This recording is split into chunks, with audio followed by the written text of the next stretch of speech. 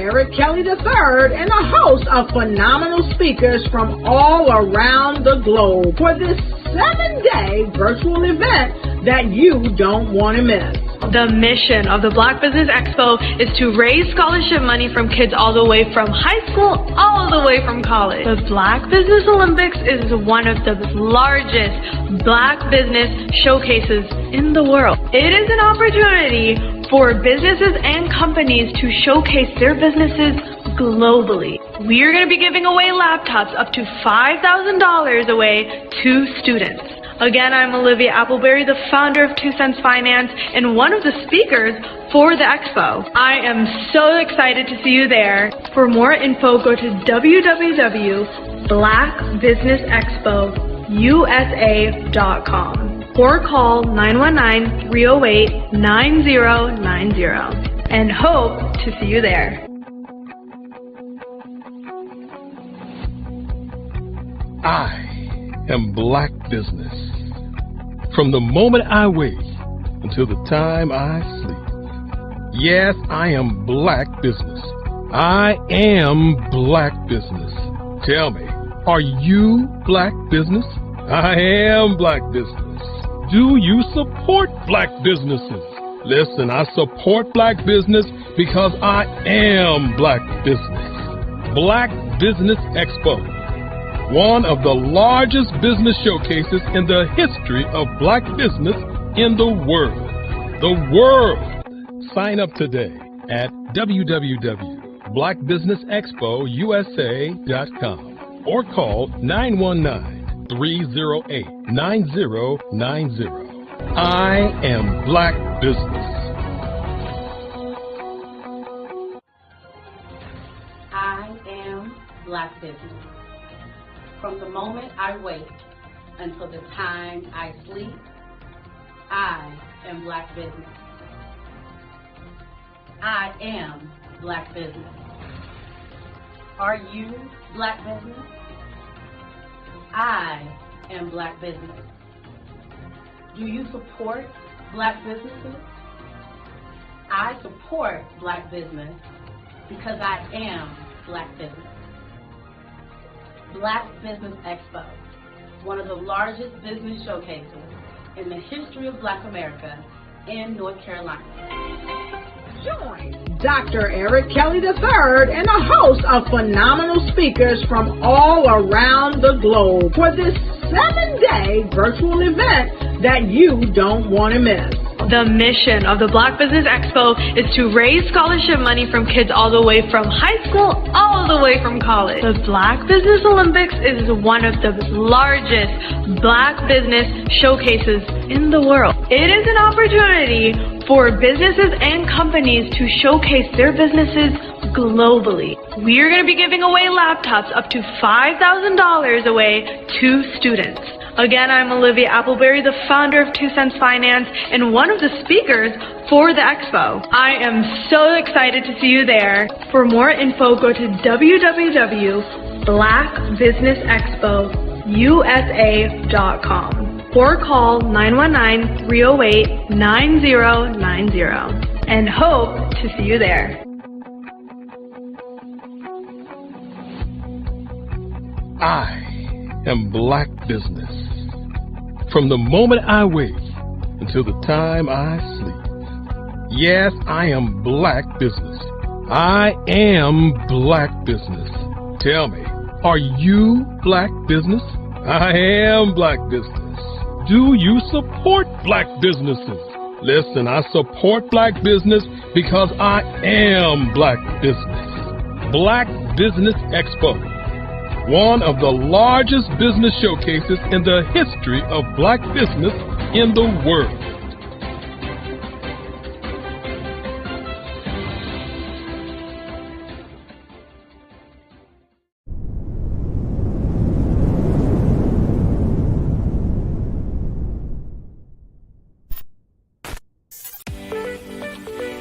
You are in the right place at the right time.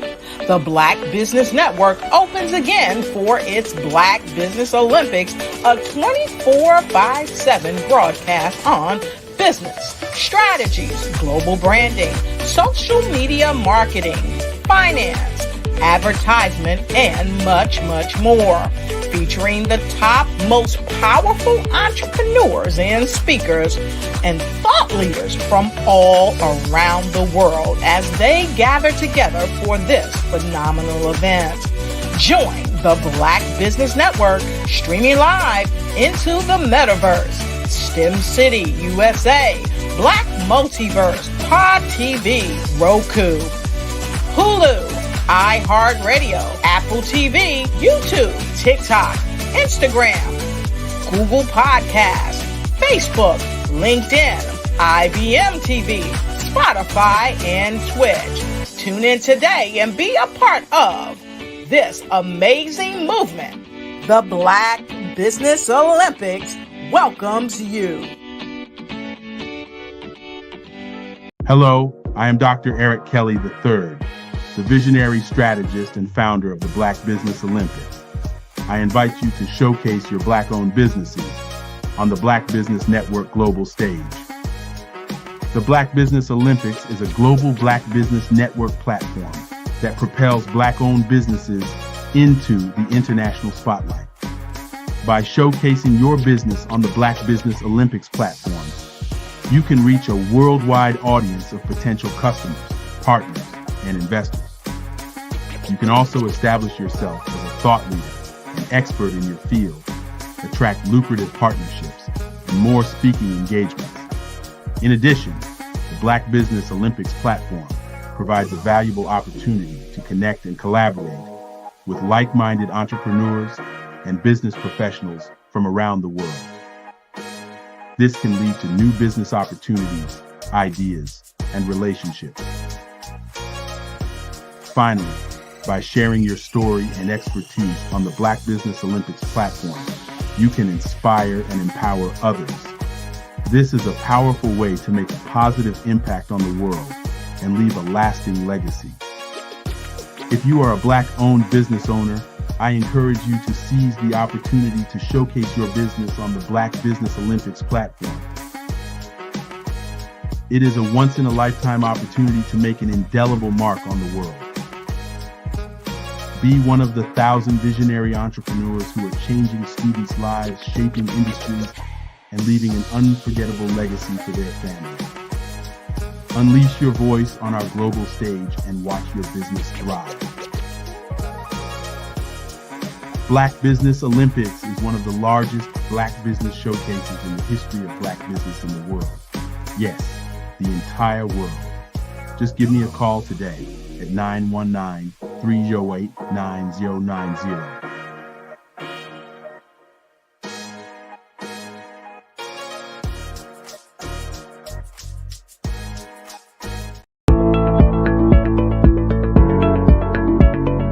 Prepare for what's coming and dominate in economic winter. Stand strong and thrive by showcasing your great products and services globally through the Black Business Network and Black Business Olympics. The Black Business Network has showcased over 2,000 companies with over $7 billion in sales each year. Over 10 million attendees have viewed the rebroadcast each month. Through the Black Business Olympics, unique styles of business training and mentoring are turning students into business owners and entrepreneurial warriors who will dominate in any economy. Gain the ultimate advantage of the Black Business Olympics, 7 days of unbelievable topics and speakers speaking around the globe. Donate your time and experience to provide expertise and scholarships to students worldwide and change the world. Now, more than ever, new insights, tools, strategies, and capabilities are needed. This is your chance for a major presentation to the world. Fill out the form and join the more than 2,000 speakers who have presented to over 200 countries. Join the Black Business Network streaming live into the metaverse, STEM City, Black Multiverse Enterprises, Hulu, Amazon, YouTube, iHeartRadio, Apple, Facebook, LinkedIn, Pod TV, IBM TV, Spotify, and Google Podcasts. Sign up today. Spaces are limited, and we will see you there.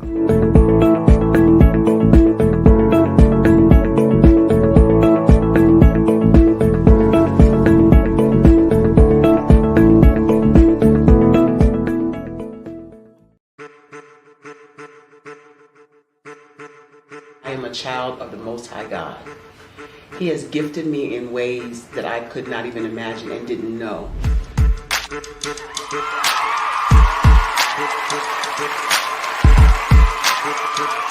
There was a time when I didn't know who I was. I listened to other people tell me who I should be, what I should do. I listened to people telling me that I should be a boutique owner, that I should be a construction manager, that I should be a laborer. Have you ever felt like you should do something else, be something else, go somewhere else, be wherever you wanted to be, and you felt like you were in a box? Anybody in the room? And you couldn't get out. Anybody in the room? And you kept trying to go and you couldn't get out. Anybody in the room? But let me tell you, you need to rock the box. Rock the box.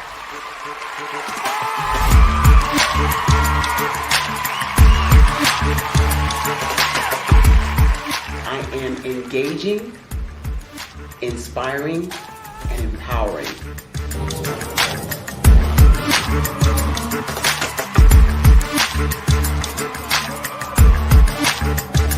I would give you everything I know.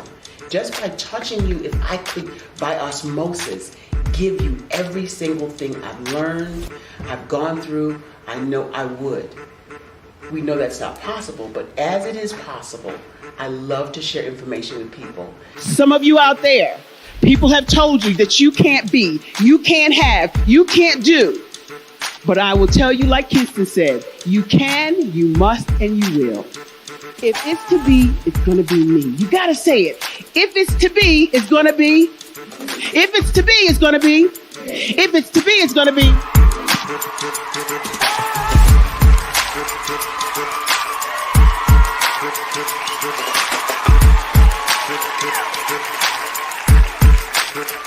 Barbara is because she believed what her mama said about her and not what other people told her. Every day you wake up, when you're in a situation, it's your choice whether it's an advantage or the disadvantage. She gained her confidence and her life, and now she is a testimony. If I can help you elevate yourself, then I feel like I'm elevating my own self as well. What you know and I know together can change the world.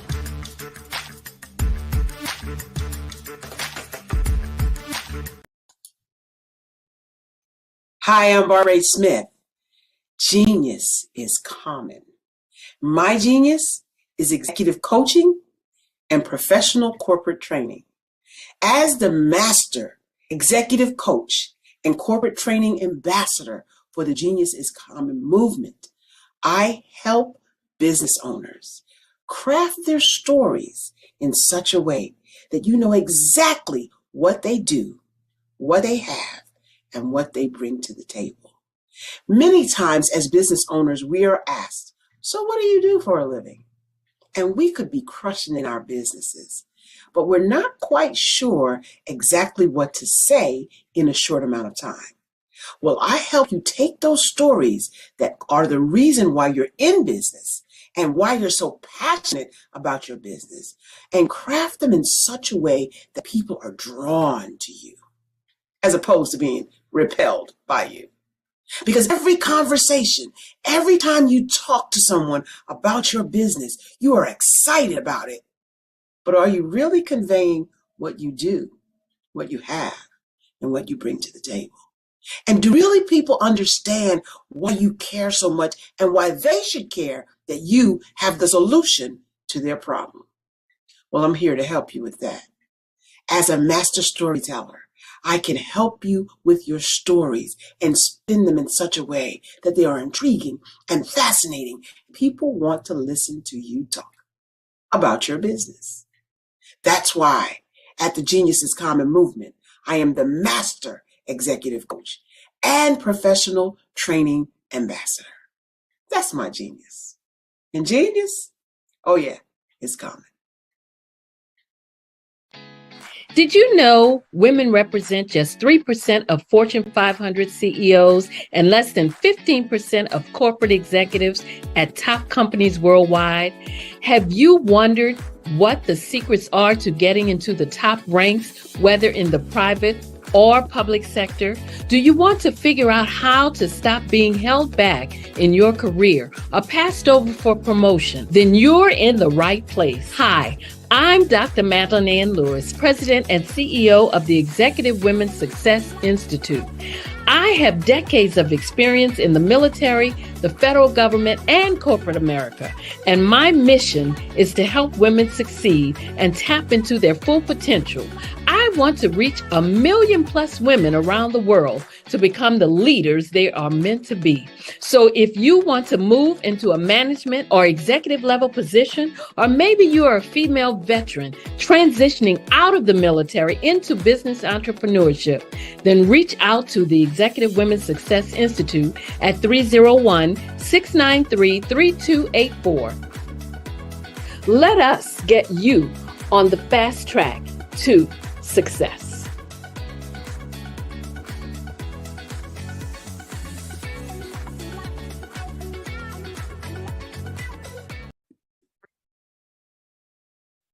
Hello, I'm Dr. Madeline Ann Lewis, President and CEO of the Executive Women's Success Institute.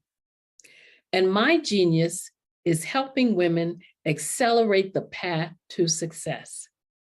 You know, I was blessed to have strong women in my life who encouraged, motivated, and pushed me to do my best and to never even think about giving up on my dreams.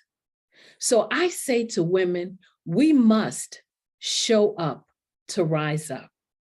We have talents and potential, but who will see them if we don't speak up and get noticed?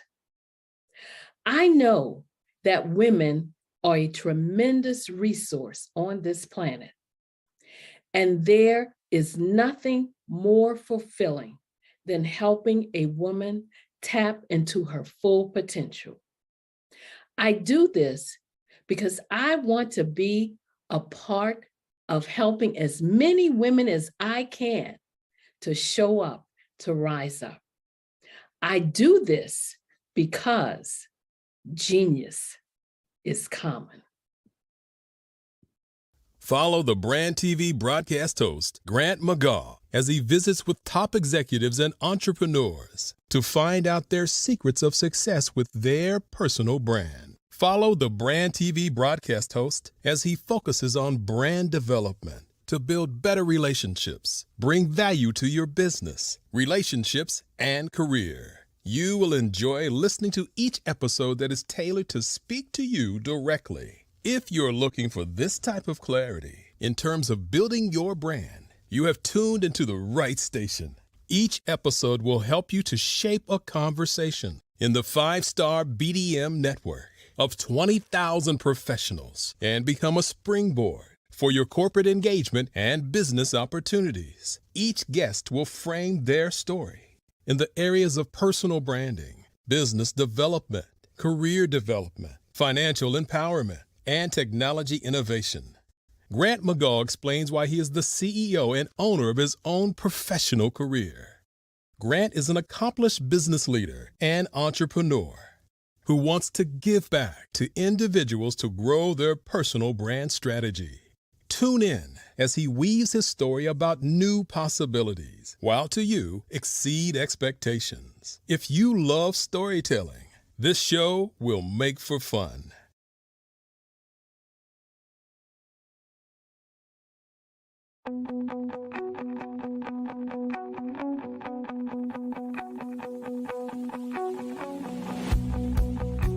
I am Black Business.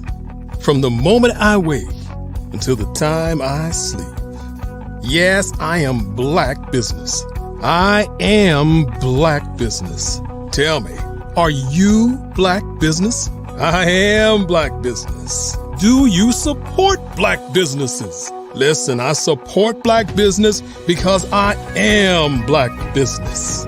Black Business Expo, one of the largest business showcases in the history of Black business in the world. The world!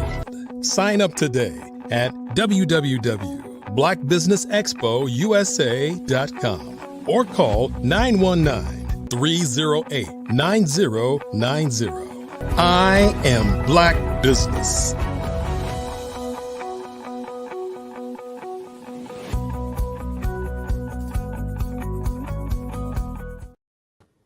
The Black Business Expo's mission is to raise funds for high school seniors going to college or K-12 entrepreneurs.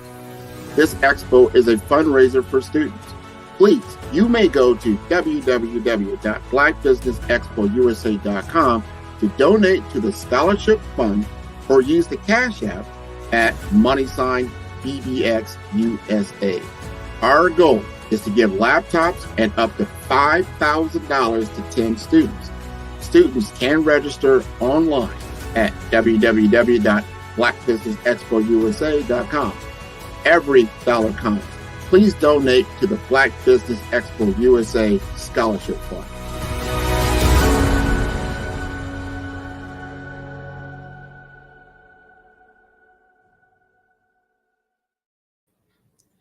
Good morning, business owners, entrepreneurs, thought leaders, and corporations. Welcome to the Black Business Network. My name is Barbara H. Smith, and I am your morning moderator. I'm so excited this morning to be on the Black Business Network. It is a 24-hour business network showcasing Black businesses, business owners, entrepreneurs, and thought leaders worldwide. We have speakers from all over, from North Carolina, London, Singapore, Africa, Japan, and all over these United States. The Black Business Network is a global community sharing its business knowledge to empower, inspire, and educate businesses about business. Today is no different. We are here on Memorial Day to talk about the state of Black Business Olympics today. Our first speaker, Dr. Eric Kelly III, is the founder of the Black Business Olympics. He is one of the leading African-American artists in the last 3 decades. He reflects on the connection between images and the nation state, the links between art and humanity, and understanding society through abstract and expressionist art. Dr. Kelly creates various images of historical moments in time based on his unique analysis. Dr. Kelly's drawings, paintings, they all reflect extensively on how he has defined and created art and abstract expression into a form of art. I present to you none other than the remarkable Dr. Eric Kelly III. Good morning, good morning, good morning, good morning. And it's a wonderful morning when I get an opportunity to, be here with a young lady by the name of Barbara H. Smith, the celebrity speaker trainer. Yes, indeed. Great rising, sir. I appreciate your invitation to the Black Business Network. You know that genius is common, and I will see you on the other side. Good morning, ladies and gentlemen. Good morning, business owners, and welcome to the Black Business Network. The Black Business Network is 24-hour network, and we are a live network. We have different channels that you get an opportunity to view on our network, and we'll talk about that a little bit later. But this morning, I want to talk a little bit about the Black Business Olympics this week, which is going to be a phenomenal week, which will be a week where we have business owners all over the world that's going to be coming to you to talk about their business, why they're in business, what business is about, What's their story? What is their amazing story about business? And we'll get an opportunity to listen to people from Australia, from Africa, from the UK, from Canada, and all the states in North Carolina. Not all the states in North Carolina, but all the states in the United States of America. You know, Nevada, New York, Chicago, LA. Get a chance to move across the globe this morning and move across the globe all week. This is a 7-day broadcast, and the broadcast is to market your company to people all over the world. When we begin to look at the Black Business Network and the Black Business Olympics program, the Black Business Olympics program markets your company to people who don't know you exist. That's very important as you look at your business and where you want your business to go. How do you get your message out to people who do not know you? And how do you connect with people who do not know you? And so the Black Business Network is a network to connect people around the world. And many times when we begin to talk about the state of Black business, we must begin to talk about where are we today? What are we doing in business today? What is your business? And so the Black Business Olympics started when the pandemic happened. And the pandemic happened, and all of a sudden, everybody was closed, or as people say, locked down. They had to go to their houses, and they couldn't go out in the public because nobody knew what the pandemic was all about. People were dying. And so what we did as an organization, the Black Business Expo, which started back in 1990, we were doing the Black Business Expo at the Marriott downtown Durham. And we understood after the governor said that we couldn't have more than 5 people in a room, that we were doing 350 booths with about 5,000 to 7,000 people in the room. So we had to kind of shift and look at how we could continue to get our message out. Initially, we did the first one in November, and we thought that we were just going to do an event just for a few people, about 20,000 people to be exact, which is the Rolodex of Black businesses who have been a part of our journey. And we reached out to speakers, and we reached out to speakers on different platforms, on LinkedIn, on YouTube, on Clubhouse, on Fanbase, on different places to kind of talk to people about presenting their amazing stories.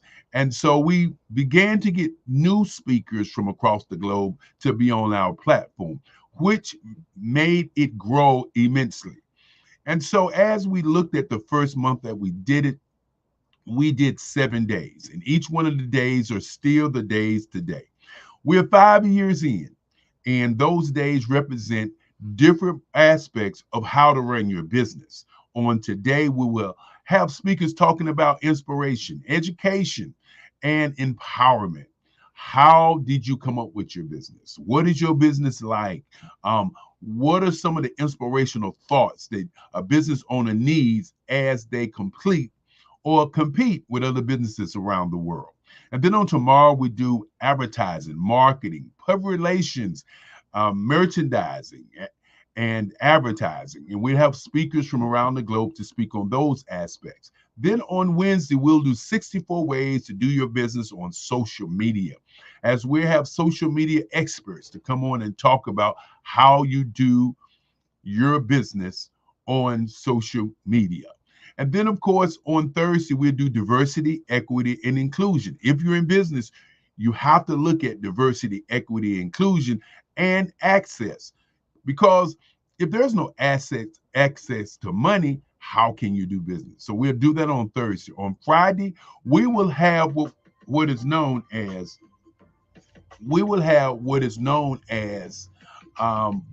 Black business, how to bridge the generational divide. We'll have young people talking about their amazing stories. And then on Saturday, we'll do Black business and the culture. On Sunday, we'll do Black business and the future, and of course, innovation. And those are the 7 days that you're going to get this week. And we want you to tune in, to check in, and go to bxtv.org, bxtv.org when you can't get it on YouTube, because we're on about 25 social media sites to ensure that we get information out about these great businesses. Each morning, each one of the speakers get an opportunity to talk about their subject matter. And my subject matter this morning is about the state of Black business. But before we get there, let's talk about the why that we do it. The why that we do the Black Business Olympics is to raise scholarships for students who are thinking about the entertainment economy, who are being pushed into the entertainment economy. And when I talk about the entertainment economy, I talk about acting, singing, dancing, sports, religion, politics. This is the entertainment economy. And when you think about that, our kids are committing suicide at an alarming rate. And we have to begin to change what our kids are being pushed into. Every kid is not going to be a great athlete. Every kid is not going to be a great singer. Every kid is not going to be a great minister. Every kid is not going to be a great dancer, rapper. And every kid is not going to be a great criminal. And the reason I point these out is because our kids are looking at how do they earn a living for themselves. And if you look at the statistics, 1 in 100,000 kids, 18 to 24, are killing themselves. Now, when you hear that statistic, nobody talks about the statistic from 5-year-old until 18, which we are, as an African-American group, also leading. So you have to understand that the average age on the planet in North America is 27. The average age in Europe is 26. The average age in Australia is 25. The average age in Africa is 14. So what is going on in the Black community is that our kids are killing themselves at an alarming rate, and the average age is where they're killing themselves. Some people say it's racism. Some people say it's what they hear on television. Some people say that our parents just don't care. But what I say is our kids are sitting there looking at their lives, wanting to understand what they're going to do with their lives and not having an outlet for their genius. That's why the Genius is Common movement is such a prevalent and important movement that we support, because we believe that all people have a genius. What is your genius? We must untap that voice of your genius. And with that being said, my presentation on the state of Black business this morning is going to be about your mindset, your mind shift, your mind print, and your mind state. The number one thing in business that you must have is commitment. Commitment to yourself, commitment to your business, and commitment to your time. Many times I talk about business and I talk about distractions. What are the distractions in your business? What keeps you from getting up at 6 o'clock in the morning and beginning to work on your business? What keeps you from making that phone call? What keeps you from doing the things that it takes to create a successful business? And many times it's distractions. So let's get right into it. What is a mindset? How do we get our mindset? Well, I submit that our mindset is set from the moment that we began to talk, to walk, to live as a young person. We're told sometimes that we're not going to amount to anything. We're told sometimes that we're going to be successful. We're told, as my grandmother told me, that we can do anything on the planet. We can do anything. And so our mind is set so that we live in a particular way. Sometimes you wonder why people are like they are. You wonder why people don't trust. You wonder why people don't express themselves. You wonder why people are, secluded. It's their mindset, how they were raised, how they was brought up. What is your mindset? So this morning, I want you to think about what is your mindset. Now, once you think about your mindset, then you have to think about your mind state. What is your state of mind? As we grow as business owners and adults, we begin to learn and we begin to read, and that changes our mind state, our state of mind. We begin to think about our future. We begin to think about our past. We begin to think about our todays. And these three areas of life are areas that many times people don't deal with because they are truly distractions. When you think about your past, it's pretty much a lot of times people have regret. And we think about that regret about what we should have done, what we could have done, or what we would do.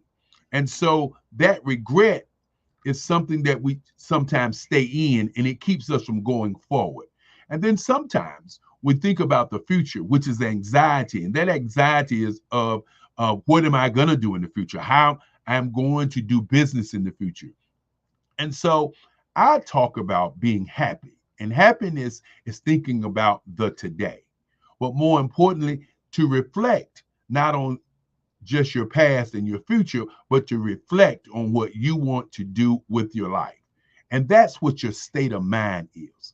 Now, your mind shift. Why must we have a mind shift? We must have a mind shift because when we begin to think about business, sometimes we go into business and we think that it is cool or it's smooth or it's great for us to do it our way. And sometimes our way takes us 4 to 5 years to get to the right way. And so we'll talk about that shortly as I go into our mind print. So think about this morning. I want you to think about this morning. My great-grandfather, Henry Stounsel, used to say that there were 5 things to think about each and every day. He said the number one thing to do is to think. The number 2 thing is to sell. And many times when you say to sell, most people will say, selling is bad. I don't sell anything. But you have to remember, you are selling people on who you are each and every day. Papa would say number 3 was research. Many times when we're doing business, do we actually do the research about that business? Research is critical and key as we grow our business. Then number 4 is frequency. What frequency are you on? Who are the people in your ring? Who do you talk to? Who are the circle of people that you touch? And then, of course, he would say to be relentless. And that's key to business. But even being relentless, you have to have number 5, which is energy. Energy is what gets you to the money.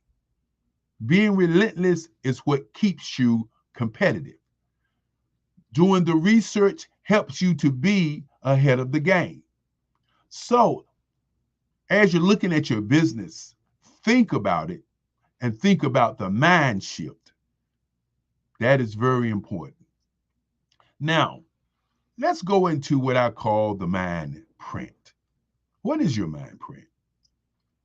The mind print is broken down into several different colors. Your gray print, your red print, your green print, your blue print, and your black print. Let me get into that for a moment. Your gray print is your subconscious mind. What do you think about each and every day? What you think about is who you are. What you think about is what you are.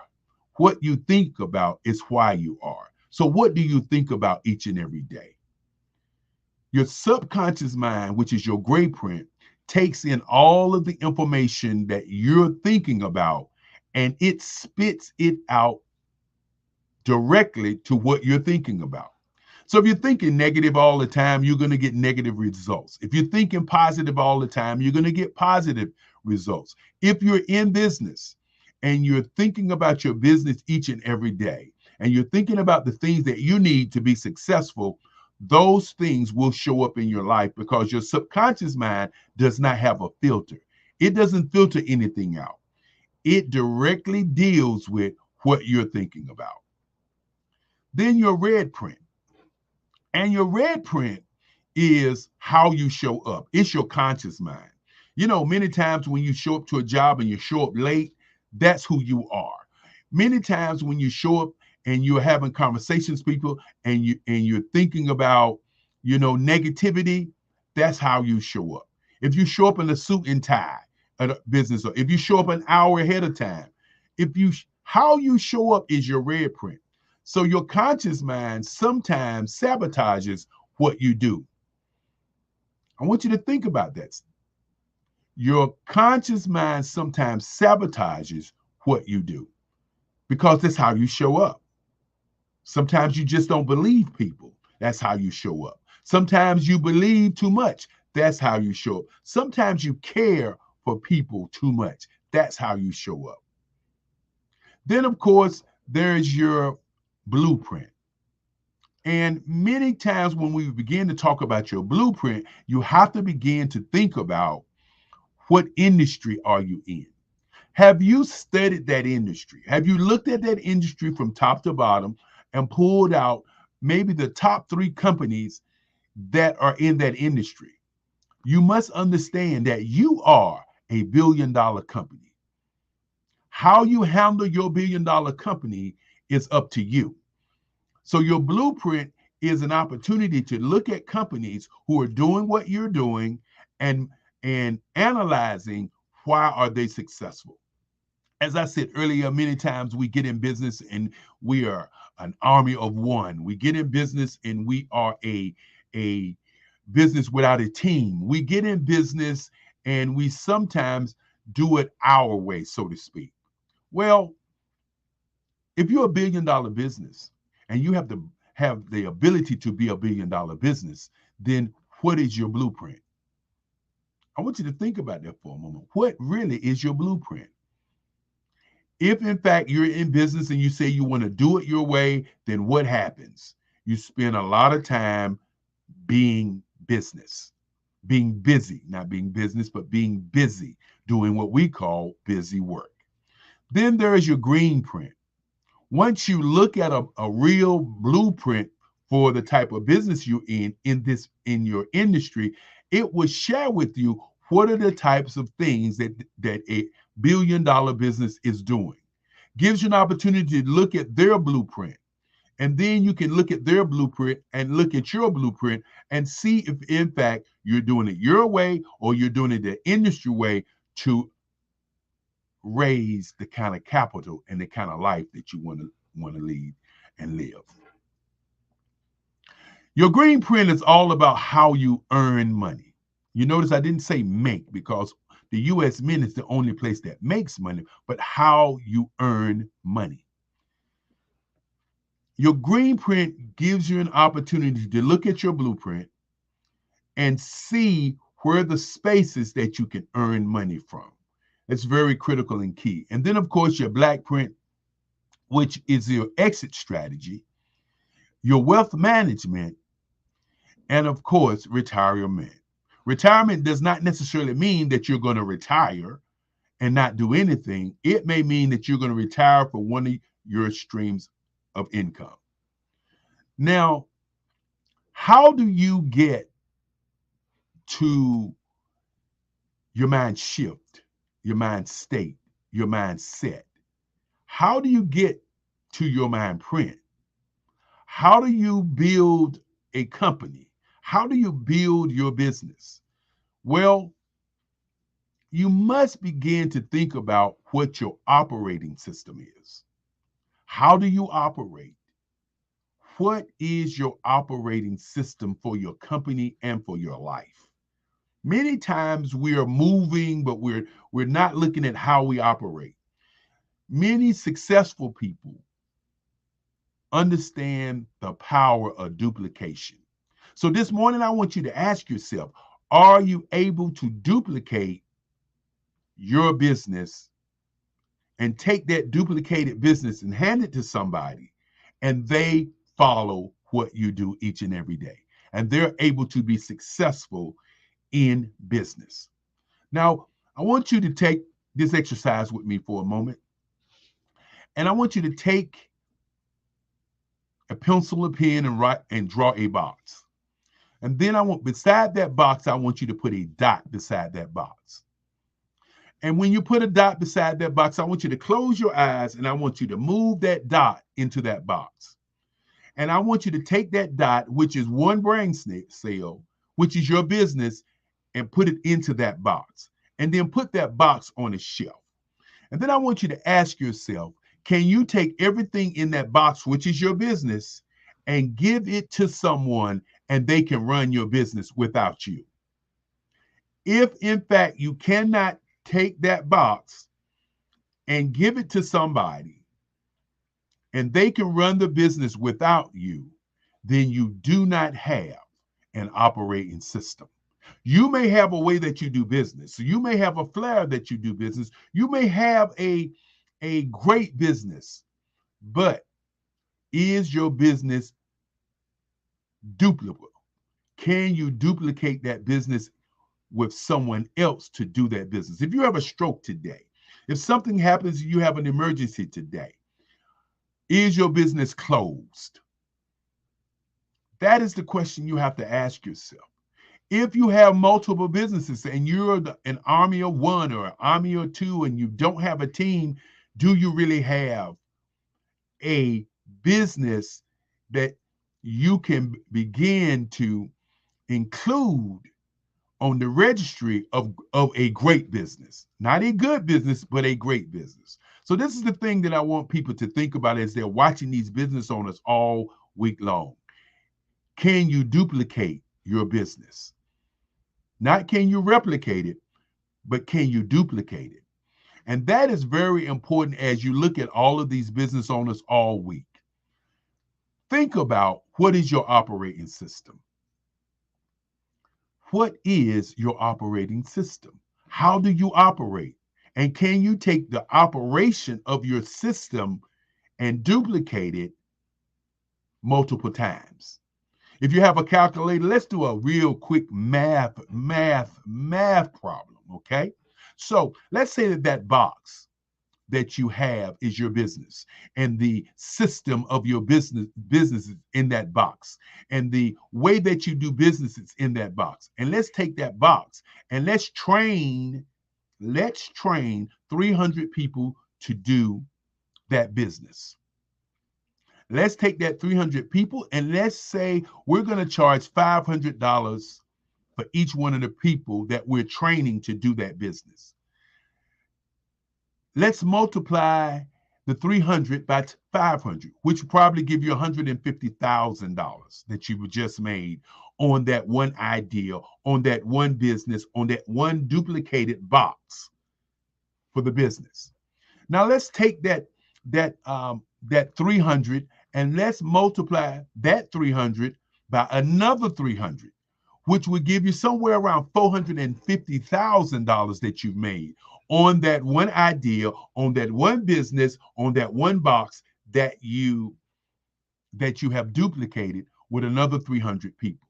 And then let's take that $450,000 that we've made and let's do that 12 times a month. If you have your calculator out, you will see the numbers. You will see where I'm going. So ask yourself, are you building a $1 billion business? Because if you take that 12 times and then you do it over a 10-year period, you will be a $1 billion business. So you must ask yourself, are you an army of one, a dreampreneur, a company that's doing it every day with a new idea, a new deal? Or do you have an operating system that you can duplicate for billions? That's what it's all about this morning. That's what we're talking about. when we begin to talk about our mindset and our mind state and our mind print, and we talk about our skill set, what kind of skills do we have to begin to look at what type of operation do we have. Let me give you some examples of some great people who had operating systems. And we're going to start out with Madam C.J. Walker. Madam C.J. Walker, who was a billionaire, had an operating system. She never called the hot comb the hot comb. She created a university. She created advertising in a time where racism was at its height. She had an operating system. Her operating system taught women all over the world to sell Madam CJ brand. She taught women all over the world how to sell her products. She taught women all over the world how to go in business for themselves. Let's talk about another great business, CNN. In a time when network television was beginning, there was a CEO of CNN who said, I'm going to do a 24-hour news network. And many people said, no, that's not going to work. That's not going to work. And the young man who bought CNN decided to do a 24-hour news network. And the rest is history. Every network has a 24-hour news network. And that was Ted Turner. He duplicated the news over and over and over again and made billions of dollars. Let's talk about another guy by the name of Bill Gates, who was working with working with Macintosh in the marketing department. And he said, I need me a operating system. And he went to trade shows and found an operating system for $50,000. Went to the desert, him and his guys, and they created Microsoft. And then he put it on all of his operating systems, the Microsoft products that you use today. Duplication, duplication, duplication, duplication, billions. And let's go to another guy by the name of Steve Jobs. And Steve said, he was doing the iPod, and everybody said, great product, Steve, wonderful product. And the question was, this is where you should stop. And the question Steve had was, I want to do the phone. And everybody said, no, don't do the phone. You have the iPod, great product. You do not need to do the phone. And Steve Jobs said, no, I'm going to do the phone. Now, when you look at the iPhone that he created, the iPhone is not the best phone on the marketplace. The iPhone is not the phone of choice for everybody. What is the difference in the iPhone and every other phone? Well, if you listen to the autobiography of Steve Jobs, he said that he wanted to make the prettiest phone on the planet, so beautiful that you would lick it. So when you look at all the phones and you put them up in the air and you look at all of them, what is the one difference in his phone? It is beautiful, beautifully designed. That's what the iPhone is all about. And he was able to duplicate it to billions. And last but not least, I'm going to bring up a guy by the name of George Washington Carver. And George Washington Carver, the master of the peanut. He did over 300 products with the peanut. Duplication, duplication, duplication, duplication. So I want you to think about your company today, think about your business today, and ask yourself, can I duplicate it so that another person can run it just like me and be successful and earn a living? That is the question today. Are you able to duplicate? All week long, we have businesses talking about their business, talking about who they are, where they are, what they're going to do. And I want to thank each and every person that's going to be on the broadcast this week. All of the speakers, I want to thank you for your commitment, because your commitment is key and critical to where you go today, tomorrow, and your future. Are you committed to your business, or is your business a hobby? Are you committed? Are you committed to studying? Are you committed to being mentored? Are you committed to doing what people who are not committed to their business do? Think about that this morning. Are you really committed, or are you just doing a hobby? I guarantee you that if you look at your bottom line, it will tell you whether or not you're committed, or is your business a hobby. If you're an army of one, you got to begin to look at getting a team, because a team allows you to live the life you want to enjoy. It is easy for people on the outside to talk about what you're doing, but the inside person must look at what they are doing and understand what change is all about. And with that being said, I always say, to all of the speakers, thank you, thank you, thank you for being here. I want to thank all of the speakers, but more important, I want to thank the audience for coming and allowing the Black Business Network to come into your homes to serve you as you serve yourself. As we say, genius is common. Genius is common. But do you utilize your genius each and every day? That is the question. And of course, I'm going to bring back the brilliant, the magnificent Barbara H. Smith. And the crowd goes wild. Thanks, Dr. Kelly. And thanks for that enlightening dissertation about the state of Black business. There were some very key nuggets that you dropped there, and I appreciate your spearheading this event and spearheading this movement to get people to understand what we need to do as business owners. So, what last final thing would you give to the young people that are watching out there to get them motivated to be in business? Well, the one thing I would say to the young people is this: not only watch this telecast, but to reach out to these business owners and start your own business. This is the key to this network. People ask the question, are you Netflix? Are you Disney? What are you? We are an educational network that teaches our young people how to be in business.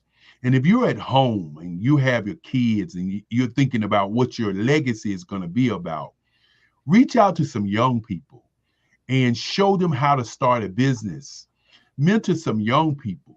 When I ran Kelly Worldwide, I used to mentor business owners who couldn't afford my rates. And some people would say, well, I don't have time to mentor people. Well, if you're in a poverty mentality and you're not earning any money, you can't help people. But when you're in a wealth mentality, you understand that mentoring businesses help those businesses to grow to be great business in your community. Right. Mm-hmm. So the thing that I would say to all people today is to grab somebody young and share with them how to start their business. And for the young people that are watching, start your own business. Start it today. You have the most important, and I would say the most important thing in your hand each and every day. You have a computer in your hand that in 1992 is more powerful than the government's computer. With this phone, you can create a business, and you can not only create a business, you can make a living for yourself. You don't have to be a basketball player. You don't have to be a singer or dancer. You don't have to be a rapper. You don't have to be a stripper. You don't have to be a politician. You can be an entrepreneur, and you can start your business today. Just remember, you want people to do, or you want people to live what you do. I talk about leading a horse to water. And many people say you can lead a horse to water, but you can't make him drink. And my deal with that is, if you put salt in that horse's mouth, he will drink. So are you the salt of the businesses and products that you represent? Are you the salt to your customer? And that's what it's all about for me. And I went over time. I got to say, Jesus is coming. Thank you for asking that question. Look forward to all the great things you're going to do today. And I'll say it before you say it. Jesus is coming. And I will see you on the other side. And for those who would like to speak on the network, they can go to bxtv.org and sign up, Black Business Expo USA and sign up, or give us a call now at 9308-9090 and get on the roster of great businesses worldwide. Bye-bye until the next time. Thank you, Dr. Kelly. This network is on a mission. This Black Business Expo is on a mission to raise funds for high school seniors going to college and our K-12 entrepreneurs. You heard Dr. Kelly said, get yourself a business. We're supporting you in this effort. This expo is for students, and you can go to Black Business Expo USA to donate to the scholarship, or go down to our Cash App. It's Cash App #BBXUSA. Our goal is to give laptops and up to $5,000 to students, 10 of them, that they can also register at blackbusinessexpousa.com.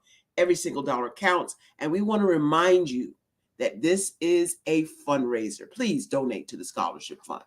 We also want to thank our sponsors of the Black Business Expo USA for May. This month, we have NC100 as a partner, Moody Capital Partners, Suede Soul, Lotus Richey Coaching and Training, the Carolina Virginia Minority Supplier Development Council, Step Management, BHS and Associates, Margie McLean Foundation, 5-Star BDM Media, Hello LLC, Genius is Common, Earth Essentials, Milani Shani Global, Executive Women's Success Institute, the Quality Coaching Company, Superwoman Business Services, Creative Force Studios, Lee Entertainment, Artistic App Design, and of course, Black Business Expo USA.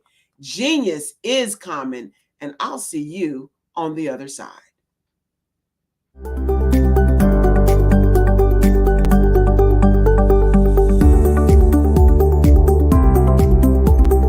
My name is Katie Bennett, and I own Lexicon Presents Publishing. We are a publishing and media company that helps you take your story and share it with the world.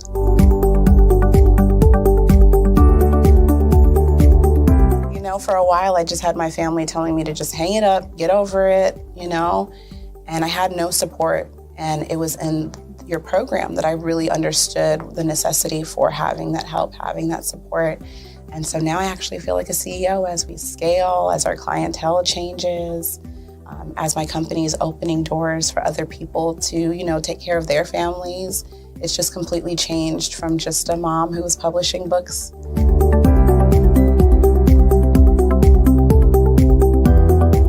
I was at a point where my job, although it was paying really well, wasn't enough. And my business was always in the red, and I was tired of it. And so I came in just hoping to get some sort of help to just not end up in the red every month.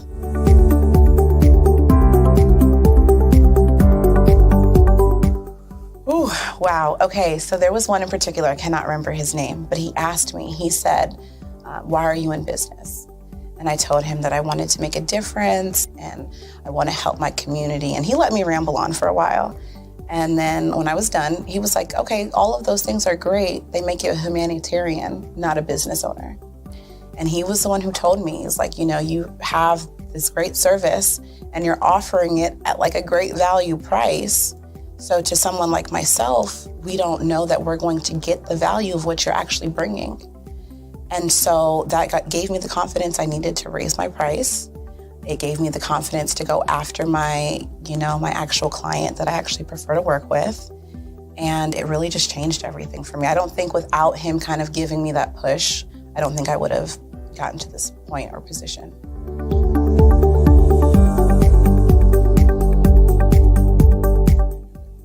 Wow, the benefits is just having a coach that holds you accountable. They set goals with you. That's been my favorite part. She has amazing experience, you know, and so she brings her strategies and her ideas, and she helped me narrow down, you know, what services I actually wanted to offer, how I could actually continue to offer it, how many clients at one time could I have. All of the information that she's given has just really transformed my entire company. And so I know I would have never gotten to where I am today and having some of these partnerships that I'm, you know, having now without her help.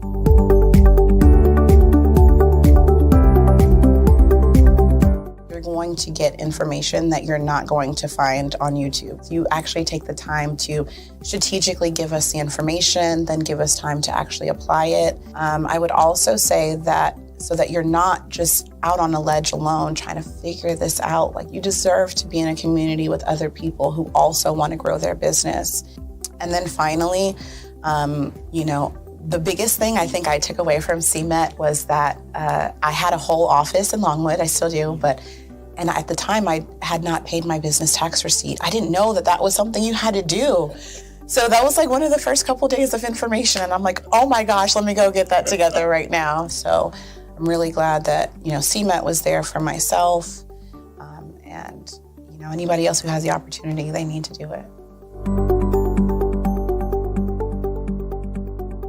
Sometimes you gotta hear the news from the Black perspective, and more specifically, Black publishers. And that's exactly why you have to download the Hey Tie app, the largest mobile app delivering breaking news, videos, and podcasts from 200 of your favorite Black publishers. Yes, 200 Black publishers delivering news as it happens, literally all in one app. Go to HAYTI.com or download the app in the Google Play Store or Apple App Store. It's completely free, along with information that you can trust, so go check them out.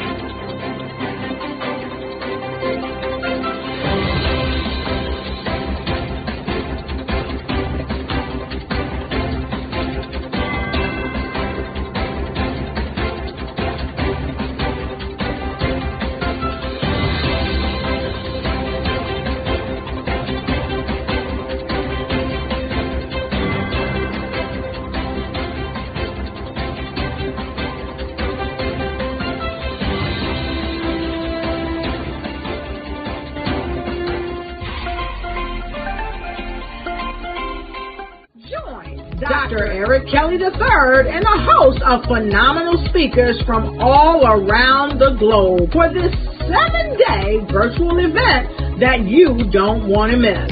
The mission of the Black Business Expo is to raise scholarship money from kids all the way from high school, all the way from college. The Black Business Olympics is one of the largest Black business showcases in the world. It is an opportunity for businesses and companies to showcase their businesses globally. We are going to be giving away laptops up to $5,000 away to students. Again, I'm Olivia Appleberry, the founder of 2 Cents Finance and one of the speakers for the expo. I am so excited to see you there. For more info, go to www.blackbusinessexpousa.com or call 919-308-9090 and hope to see you there.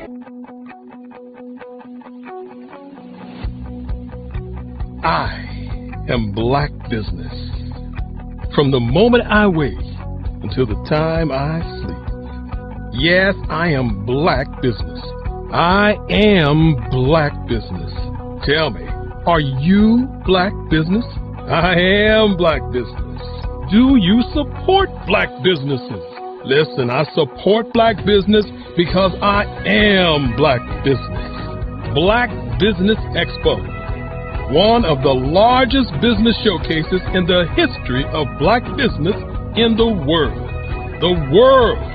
Sign up today at www.blackbusinessexpousa.com or call 919-308-9090. I am Black Business.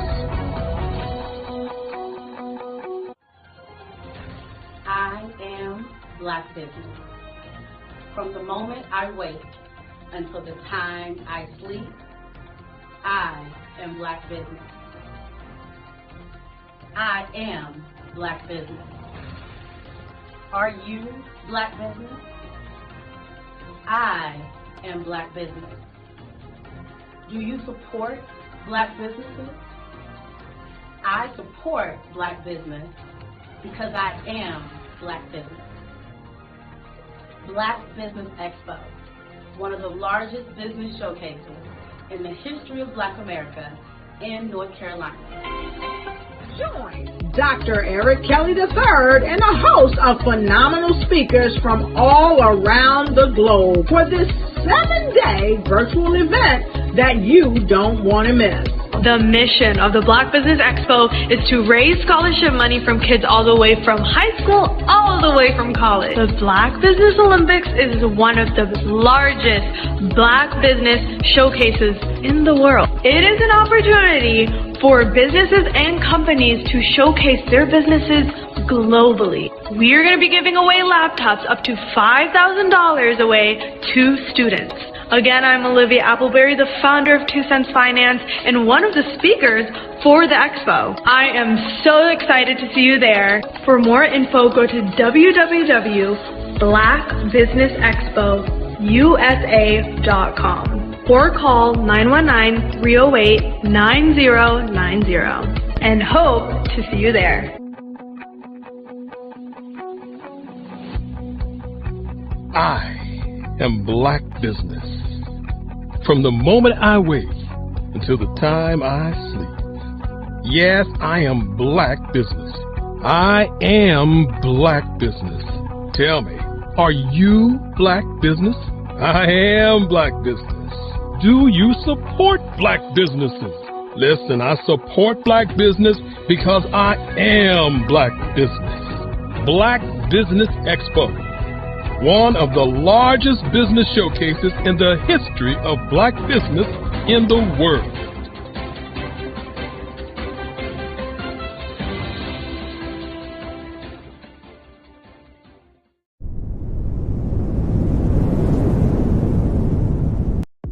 The Black Business Network and Black Business Olympics are essential platforms for Black business owners globally. They provide the tools and support you need to succeed in today's competitive marketplace.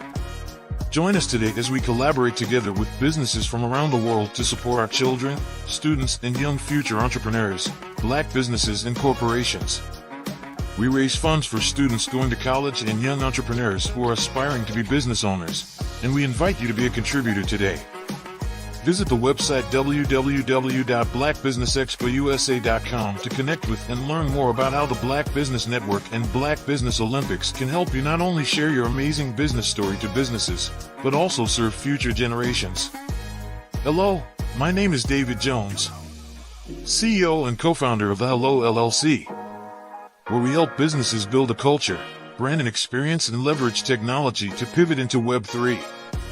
Join the Black Business Network streaming live into Roku, Metaverse, STEM City, Black Multiverse Enterprises, Hulu, YouTube, iHeartRadio, Apple, Facebook, LinkedIn, Spotify, Twitch, and Google Podcasts. Tune in, turn on, and let's thrive. Absolutely. So our coaching program help people that have the lack of time, that lack strategies, and lack the confidence to go after their dream life. So we help them implement tools. We help them implement, I love to leave the inherited lack of finances or the education behind finances. But it wasn't until I lost my firstborn, my only son, that life changed for me. And where I was going after it all, living the corporate life, hit my 6-figure income, and living in my dream house with my dream man, driving my dream car. Wow. I nearly lost it all when I lost my son. And so I realized it only takes one financial catastrophe that can change your entire life. That's what made me start All New Beginnings. Because no matter what's going on in life, there's a new beginning. And because of that, we develop a program called Wise Minded. My little slogan is, don't just dream it, let's live it. If they want to connect with you or work with you, what is the best ways for them to be able to do that? Well, for my social media guru, you can connect with me on every single social media platform as Tanya T. Rose.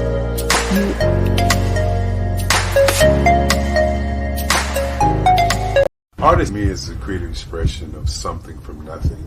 You know, it explodes onto the canvas, or it explodes on in my work.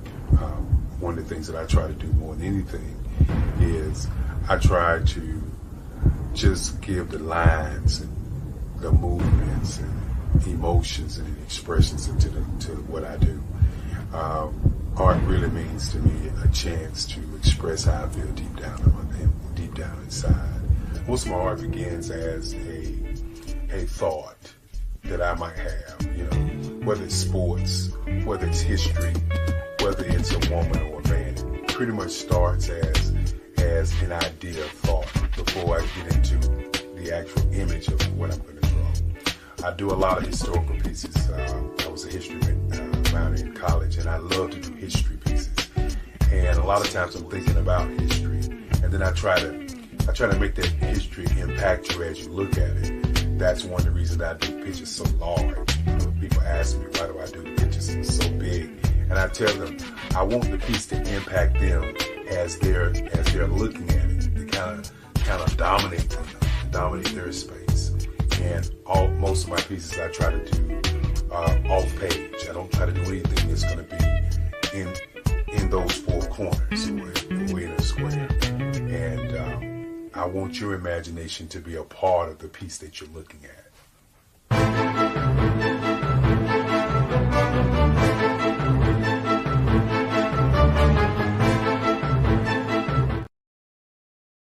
5-Star BDM, Brand Development Masters, is a professional consulting and advisory group keenly focused on business development services for the small to mid-sized business and entrepreneurs. Although every business is unique, they often share business development challenges that can be addressed through smart branding. Services include process improvement and operations, digital strategy and transformation, business intelligence, digital marketing, and personal branding. Our business and personal branding company has helped a number of professionals and organizations to optimize and grow. This results in more business, more opportunities, better reach, positive outcomes. Visit www.5starbdm.com today to learn more. I was born in a little village on the island of Haiti. Many deadly diseases pounded me. It is as if they were on a mission to end my existence on this earth.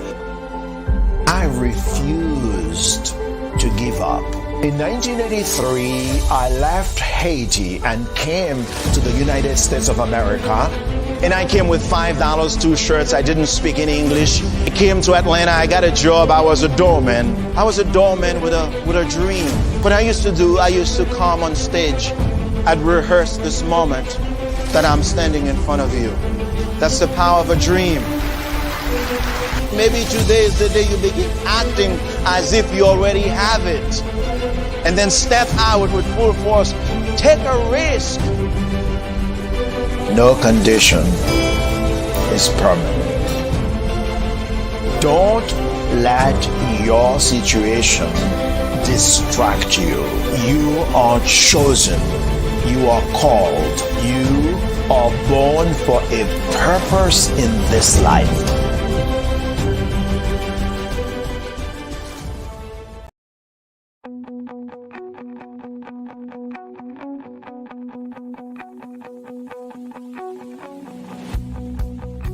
I am Black Business. From the moment I wake until the time I sleep. Yes, I am Black Business. I am Black Business. Tell me, are you Black Business? I am Black Business. Do you support Black businesses? Listen, I support Black business because I am Black Business. Black Business Expo, one of the largest business showcases in the history of Black business in the world. the world. Sign up today at www.blackbusinessexpousa.com or call 919-308-9090. I am Black Business.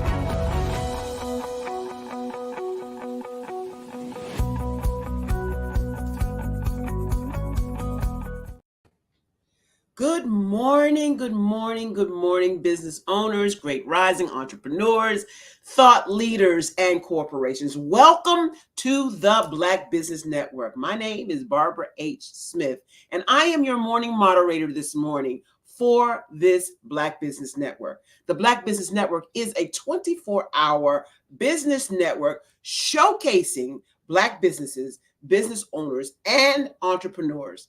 Thought leaders worldwide will be here. We have speakers from North Carolina, London, Singapore, Africa, Japan, and cities all over the United States. The Black Business Network is a global community sharing its business knowledge to empower, inspire, and educate businesses about business.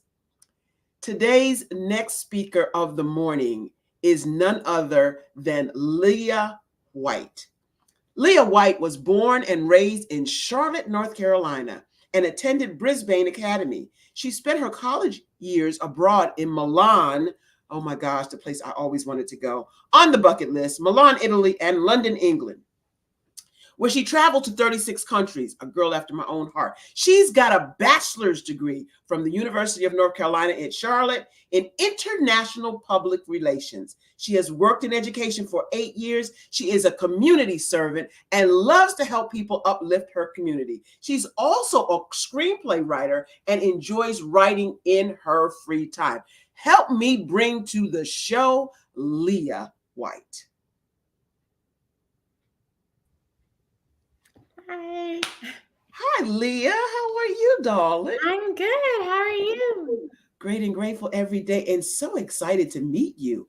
I'm going to connect with you after this, so don't be surprised. Well, tell me a little bit about you, your story. What inspired you to do this work? So like the bio said, I am from Charlotte, North Carolina, born and raised, and I have seen my city transform tremendously. And so I decided when I moved back to Charlotte, I really wanted to serve my community.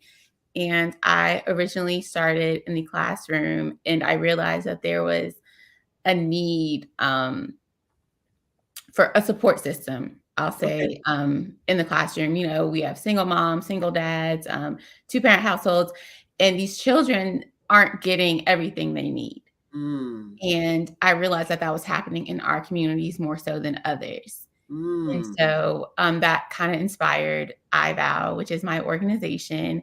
And it is a mentorship program where I work with children 9 to 18, and we meet once a month to evaluate their mental health, their goals, their dreams, their aspirations, and who inspires them. Wow. And so you started out as a teacher. Are you still teaching? I am still teaching. I'm still in the classroom. Okay, because I was going to ask you, how do you get your clients? How do you get your students, your parents to bring the students to your organization? Yeah, so I'm still in the beginning stages. When I was listening to Dr. Kelly, I was like, wow, yeah, that makes a lot of sense. Because you do need a team. You have to have a village. So part of me getting on here is to let people know that I'm here, and I am looking for a group of business professionals, because I want these kids to be able to say, hey, I want to be a lawyer. And the goal is to have a website of business professionals, and the children also have login to the website, and they can say, I want to be a neuroscientist. And, you know, there's someone who studied neurology on there. I want to be able to give them access to that. Resources. Yes, that is hugely important, because representation matters. And so the fact that you have a broad view of wanting these children, wanting these students to see someone in the chosen field that they want to be in is huge. It's tremendous. So I get that you're in the classroom, and I get that you're doing publishing. So how do you publish children's books, or what is your So with my screenplay writing, so someone who I love is Zora Neale Hurston and James Baldwin. Those are like two of my favorite people in the world. And originally, when I was in school, I said I wanted to be an author.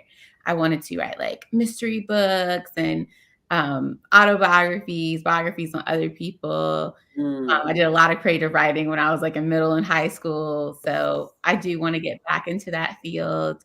I recently did Issa Rae's masterclass. I love her as well. So I want to do more, I guess, things that like I said, mystery books. Okay. So where do you see your organization like 5 years from now, 3 years from now, 5 years from now, 10 years from now? Because 5 years feels like 2 weeks from now. With COVID. So 5 years from now, I definitely see a community center in the works. I would like to, this organization to be international. I want to, that's the goal. I want us to be able to have headquarters in Houston, headquarters in Johannesburg, in Madrid, Peru. That would be the biggest. I want people of color, children of color, to know wherever they go, they have access to resources and a network of people who are willing to help them.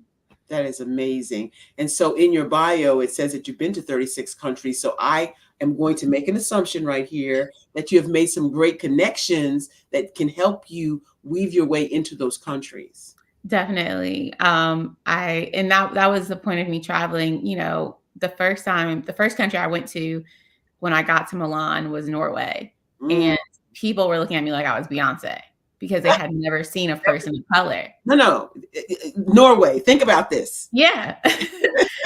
So, you know, like I want to, you know, if a child says, hey, I want to go see the Fords in Norway, I can say, okay, you know, let's get a retreat together. Let me connect you with someone. So I want the children of color to know that you can travel. It's not impossible. Right. To see the world. Mm-hmm. And not to just see Charlotte, North Carolina. Exactly. Never been out of their own neighborhoods. And so as a traveler myself, I love going to places that I've never been. Yeah. And you mentioned the Fords of Norway, and some people don't even know what that is or how to spell that even. Okay. So yes, I think that's a phenomenal goal and mission. And so that's 5 years, 10 years out. Let's talk about right now. What are the things that you want people to know that they can do, something that you wanted to do and how you did it? So right now, I would like to work with the 16 to 18-year-olds on how to study abroad, but also be able to apply to colleges overseas. Right now, I have a lot of student debt from 18 months at UNC Charlotte, whereas when I was overseas, college is way cheaper. There are just so many different things that they can be exposed to that we don't know because we don't have the resources or knowledge or even fear that's instilled in us. I still have people telling me, how'd you go to South Africa and you didn't get AIDS? And I'm like, what?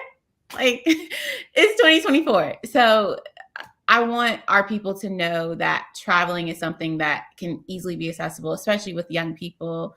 Because when you do it younger, it's cheaper. You can stay in hospitals. You can, you know, kind of live on the wild side. Whereas when you get a little bit wiser, you're like, I need that all-inclusive resort, please. I know that's right. But right now, primarily working with the 16 to 18-year-olds to kind of help them, guide them on what they want to do and where they see themselves. And you mentioned traveling for cheaper. Besides traveling for cheaper, there's always ways, you know, on a budget. People don't even know that you could put your trip on layaway, essentially. Yeah. Travel on using some of the apps that are now out. But back to the 16 to 18-year-olds who want to not just travel, but get education less expensive. There are a ton of scholarships out there, and our community just is not aware. There's so many things, regardless of what your economic situation is, that you can get money to go to college. Mm-hmm. And so those are the kinds of things that I love hearing you say, that you're going to be looking into helping our students, our community, learn more about it. How difficult is it to get the parents involved in this education? It depends, because what I'm realizing working with children is that as the children get older, parents have a view of what they want for their children and what the children want for themselves. And a big principle of IVOW is unconditional love. And that is something that I feel, especially in the Black community, that we don't do enough of. It's like, I love you, but, so you need to do this. Right. So Guilty I as want us charged. to be able to unconditionally love our children. So if your child says, hey, I want to, be an astronaut, you don't need to say, well, you can't spell chemistry. Like there's just so many things that I've noticed in parenting. And that's something I also want to branch off with IVOW. I want to have like parenting classes. Right now we're seeing, especially COVID, the divorce rate, it went really, really high. Yeah. And now these children are trying to become adolescents, figure themselves out, but now they're also going from house to house. So you're taking away that stability from them. So I would eventually like in that 5 to 10 year plan, also have an outlet for parents to reach out to, because like my mom always says, I didn't get a manual when I got home from the hospital, and it does take a village. And that's something, when I go to South Africa and I see like everyone's helping out, we have to get back to that. Yes, that is crucial. Village. Yeah, it is crucial. And, you touched on several different points that I'd like to explore. One of those is the parenting, because we don't know as parents what we don't know. And being a parent take some tools and skills that some others get to do because they live in a communal environment. The grandmother's in the house, the aunties in the house, the uncles at the house, everybody's together in a familial environment. And so even though there is no manual in those types of communities, they get to see how to parent, Well, there's enough wisdom. That's part. Yeah. So I'm loving that you want to do parenting. I think that one needs to be bumped up a little higher. A little higher on the list. A little higher on the list. Yeah. Also in our community, we have a lot of pride. So it is trying to figure out, like, I'm not I don't have any type of mental health background. I've watched a couple of YouTube videos, but, there is a way to talk to people and things you say. So that is definitely, if anyone listening, we definitely need parenting skills. So that's definitely something I would love to tap into. Awesome. So how would someone inquire about connecting, partnering, some kind of a partnership with you? Call me, beat me, page me. I am on Facebook. I have an email, phone number. I'm currently working on the website now. Tech isn't my ministry, but I'm working on that. That's good though. So we're going to ask you again at the end, but give us a place to connect with you. So Brisbane Academy. Yes, you can Google it. Call that number and you'll get directly to me. Awesome.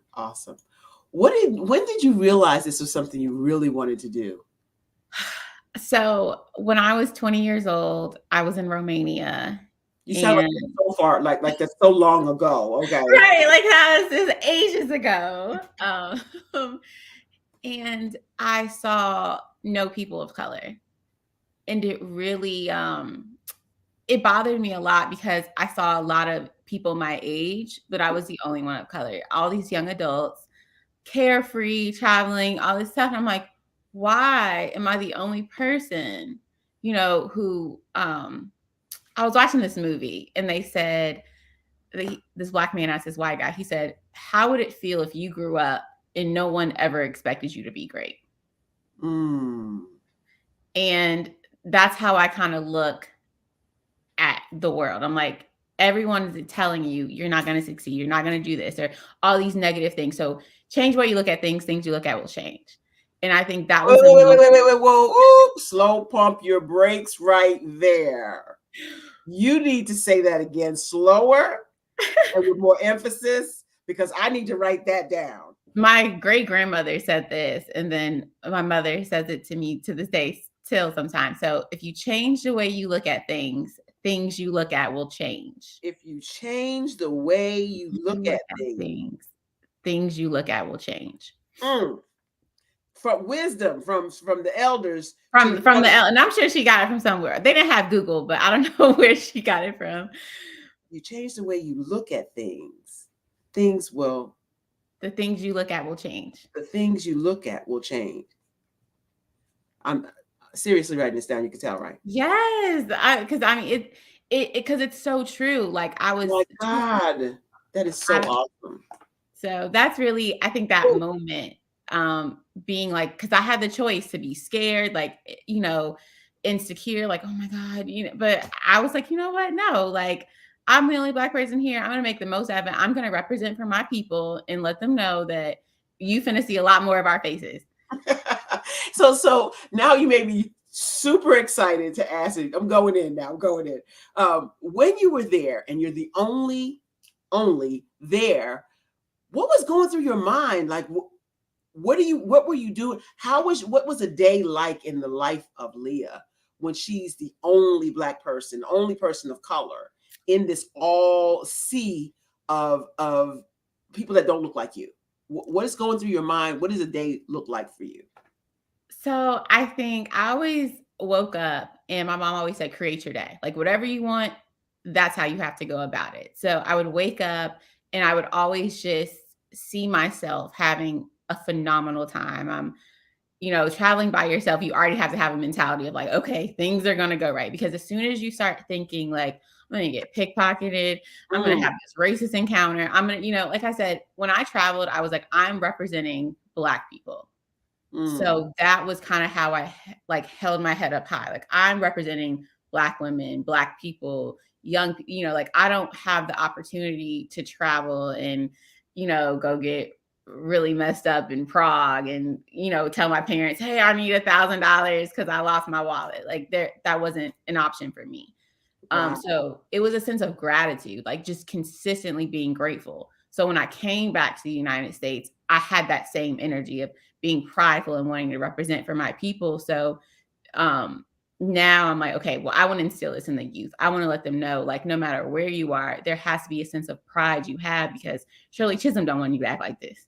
Right. Malcolm X don't want you to act like, you know, there has to be something, a bigger picture for unite us. That's you just blew a whole bunch of nuggets out of the water. Number one, you have a sense of pride about our people. And that doesn't come from just, oh, I'm prideful. No.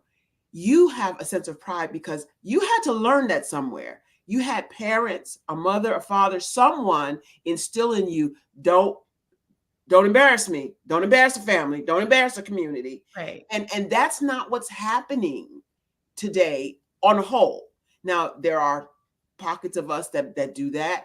Right. Yes, but that's not really happening. So I am so grateful for your being on the broadcast to show what it's like that you can't just represent any kind of way if you're about community. Mm-hmm. And that is huge, Leah. Huge that you are about community. So I appreciate you for being here today. Go ahead and tell us how you navigated this area, this travel with being the only person of color. I honestly feel like it's just pure gratitude, like being able to really be grateful for the skin I'm in. That's I think that is at all. You know what I mean? Like in general, you know, like holding a place. Like my mom would say, when you walk into a room, you walk in grateful. Yes. And I think another huge point. It's another huge point. Being grateful for what you have instead of saying what you don't have. I don't have any Black people here with me. So, you know, it could be a situation, right? Yeah. But being grateful, that's another great point, Leah. I'm sorry to interrupt you. I just want you to know that is huge in everything we do. Seriously. Yeah. Gratitude can totally change your attitude. Totally change it. Yeah, I'm sure that's on a t-shirt. Also, gratitude changes your attitude. too. But yeah, that's really, I think, the biggest thing. Like when I look back and reflect, because like you said, I'm like, dang, ain't no Somalians, ain't no like I can't. Why did I choose to come here? But then I was like, I wanted to see the world, so that's what I'm gonna do. So I had to kind of remove that fear of, oh my gosh, what if they say something to me? Oh my gosh, what if I get, like I couldn't attract negative energy. I had to always have this really grateful attitude and like positive mindset, like Dr. Kelly was talking about. Because if I had the mindset of something negative, then I'm sure I'd be like, okay, come get me. I'm ready to come home. Yeah. I don't want to do this anymore. Energy draws energy. And so you said two other great things in that sentence. Fear is false evidence. It's in your mind. Exactly. And it appears real. So we have the capacity and the control to shut it down. And that's exactly what you did. Being positive and knowing that you are grateful for being someplace that so apparently none of us, everybody else is not there. Yeah, there are no others there but you.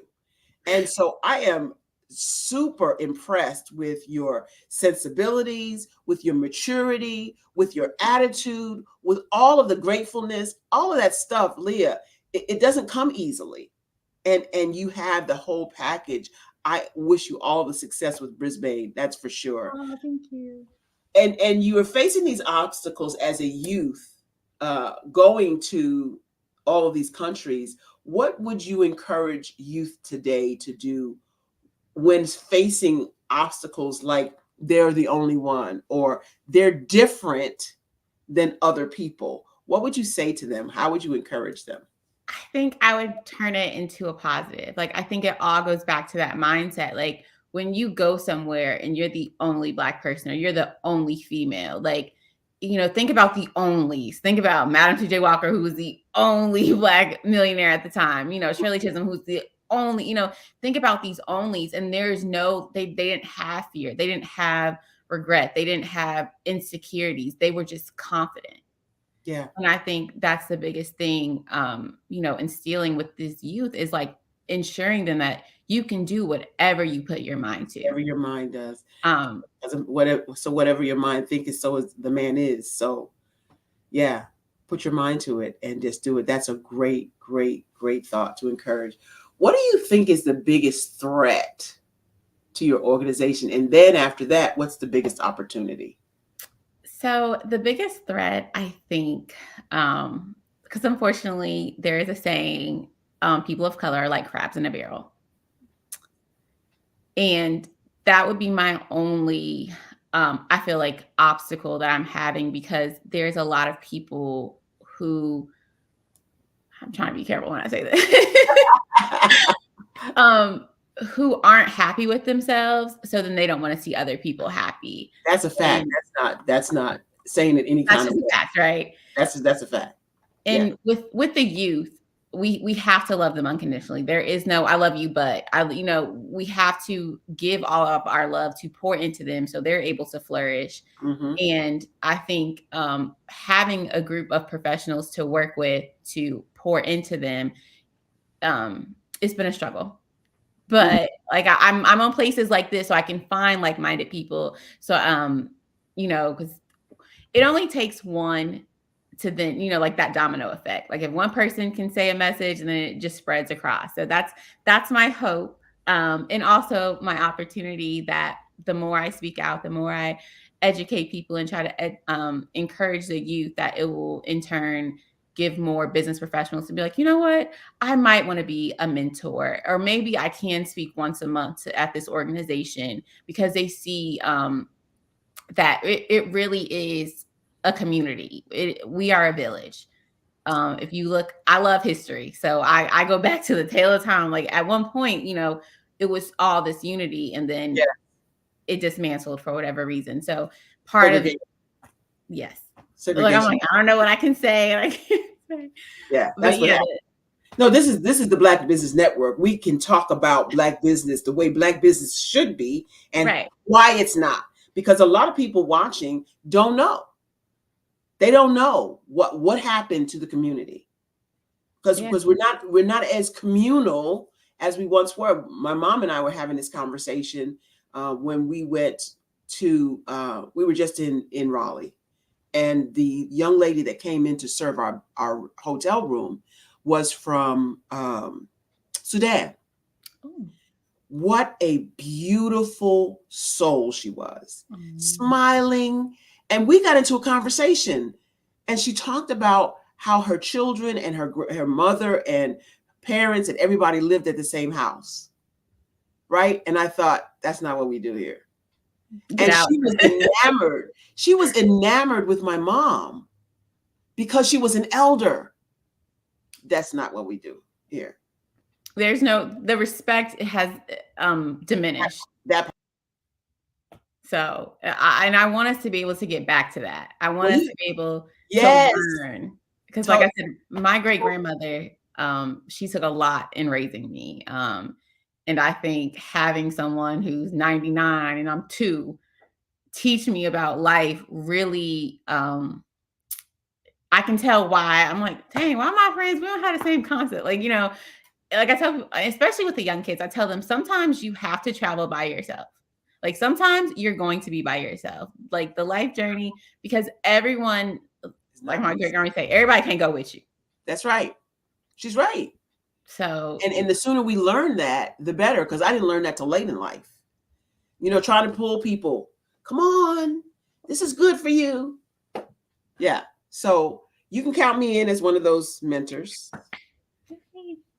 And he said, we're going to connect after this. So yes, I'm definitely excited. So another question I have for you, and don't worry about the threat, because, we talked about the threat, but what's the opportunities for your business? So I feel like the sky's the limit. When you work with the youth, you like literally, it's only up from here. So I feel like the opportunities, like you say, there could be parenting classes. I want to be able to have exchange programs. If I have an organization in Belize and I have an organization. No. When, thank you. Yes. When, my organization is international, I want to be able to send kids from Charlotte to Belize or Madrid to Morocco. Like I want to be able to expose them to different cultures as early as possible, because there is a world, not just Charlotte, North Carolina, not just North Carolina, South Carolina, and Georgia, but there's a world that they should be able to have exposure to. Well, you can start that now, because we have broken. One of the benefits of COVID was it's broken geographical boundaries. The fact that we have this tool, you're in North Carolina, I'm in Virginia, and we can traverse and converse across this medium. The connections could be made over Zoom, over StreamYard. And then after they've seen or talked to these individuals from different countries, they can then be excited about going to international locations. So I think that's a brilliant idea. Love that. Will this be a Charlotte-based organization, Brisbane Academy? So, yes, starting out, of course. And then, like you said, when in the future, we will be branching out to other countries, cities, galaxies, depending on where we are.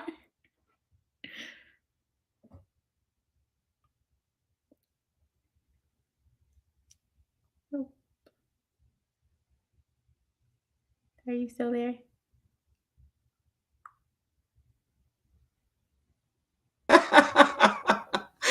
was like, wait, what happened? That's what happens when the maestro behind the keys wants to tell you something. He wants you to know that you also have the Black Business Network that you can always broadcast on and always have access to. So he wants you to know that. So, yes, thank you so much. I'm super excited.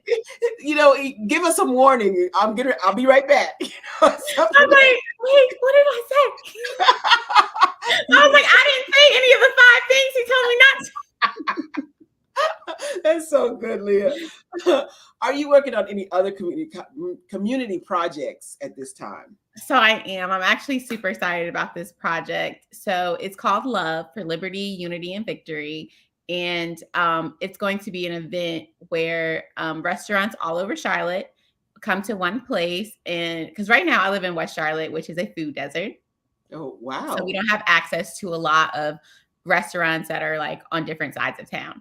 So I want to bring them all to a West Side venue and let the people of Charlotte who live on the West Side, allow them to taste different places, just so they can see that maybe if you come over here, you might have a target audience. Maybe Right. so instead of Popeyes and Bojangles and Cookout. That's brilliant. And so the leftovers from the event will be placed in biodegradable containers and they'll be passed out to the homeless on highways. Oh, what a perfect idea. That is so cool. So the object is to get restaurants to the West Side of Charlotte, and then the leftovers will be given to the homeless. That's amazing. That is amazing. I really love that idea. So how did you come up with that? So I started, usually in spring, I started passing out like water bottles and potato chips when I have to get on the highway to homeless. Mm-hmm. And I started thinking, I'm like, wow, like what if someone did this like all the time? Like how would that help them? So I started talking to my friend. I was like, well, what do you think? And then she went to a Taste of Chicago and she was telling me all about this stuff. And I was like, well, how much food was left over? Because she was talking about how much food they were eating and then throwing away. And I was like, I wonder how much food in general was just left over. And I've worked in the food industry as like a waitress. And, at the end of the night, we see all this food being wasted. I'm like, is there something like that can be done? Because, the shelters, they won't take open food. Right. So that's when I started thinking, I'm like, I wonder if there's something I can do to try to like just cut down on the waste, because there's so many people. And then when I started researching, I'm like 17 million people that don't eat every day. Like once you start seeing all these numbers and you see the food in the trash, and then I'm at work, I'm like, how could you throw this away?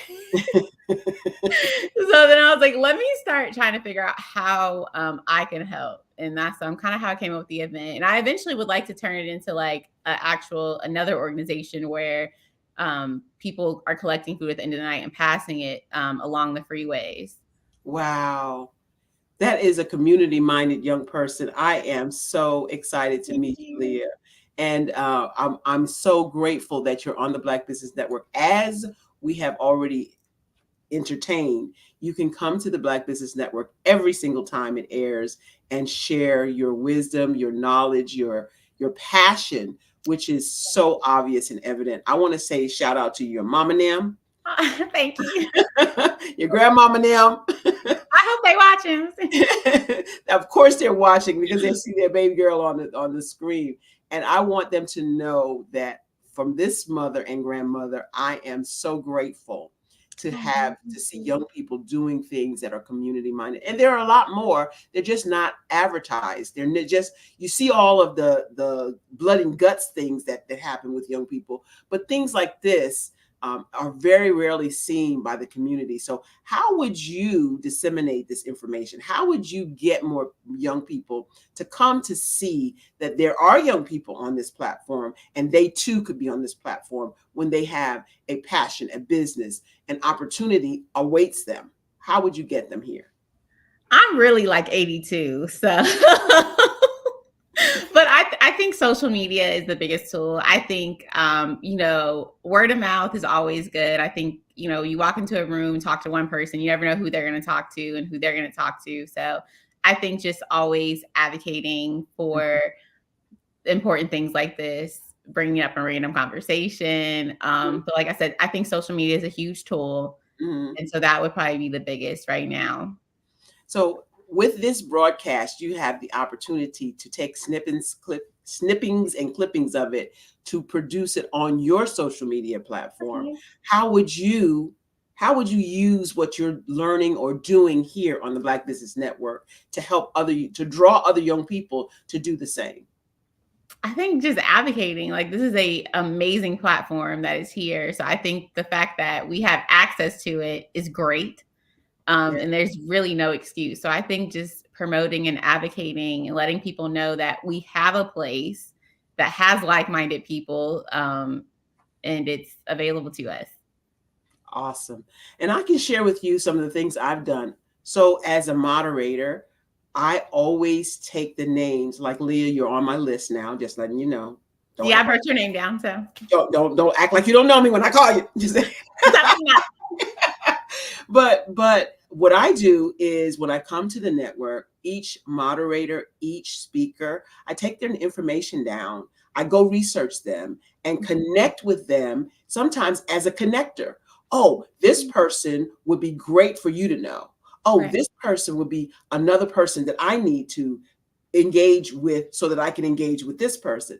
And so I'm constantly looking for connections not just for my business, but connections for people's businesses that I know. And that's how I have expanded my own network by being on the Black Business Network. So I invite you to kind of do the same, hang out. I'm definitely excited to see the network and see how I'm able to help. Like you say, being a connector, like I think that's the biggest thing always. Yeah, expanding your network. I think this is a phenomenal platform. I know it is. And it has gained me a number of key connections from being here. So how can we connect with you, Leah White? Give us your information once again. So it's Leah White on Facebook. And like I said, Brisbane Academy is the best way to reach me. And I am currently working on the website. And then on LinkedIn, I'm also under Leah White. Okay. Brisbane Academy.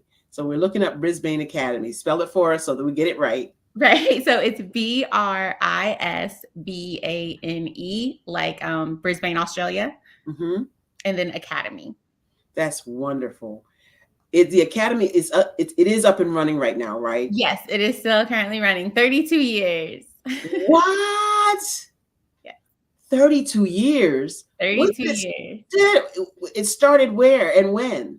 So it started in Charlotte, North Carolina. It's still Charlotte, North Carolina in 1992. Wow. Yes. That's so powerful. Definitely. And so enlightening. It's a lot of wisdom there. So who started it? My mother. I was gonna say, because you're not 32 yet, are you? Oh no. But my mother founded the school, and she was tutoring actually, and they were like, please start a school, and she was like, wow, y'all crazy. But she looked at a property, and she was like, well, if it's meant to be, it's meant to be. And she called the realtor. She had to have her white friend actually buy it for her, and then he sold it to her for a penny. Wow. That's a whole story by itself that you need to tell. Well, and actually I am trying to work on a documentary. So when I say screenwriting, I'm trying to do like a docu-series on the school. It's just a lot. Wow. That's why I need a team. I need a village. So I'm excited to find the Black Business Network and to be a part of this phenomenal place, because I do think this is an amazing platform that will definitely help. That is amazing. Well, we are out of time. I don't know if it went as fast as for you as it did for me. And it was an amazing conversation. Thank you so much, Leah White, for being here with us. Did you know you're a genius? Genius is common, and we'll see you. I'll see you on the next.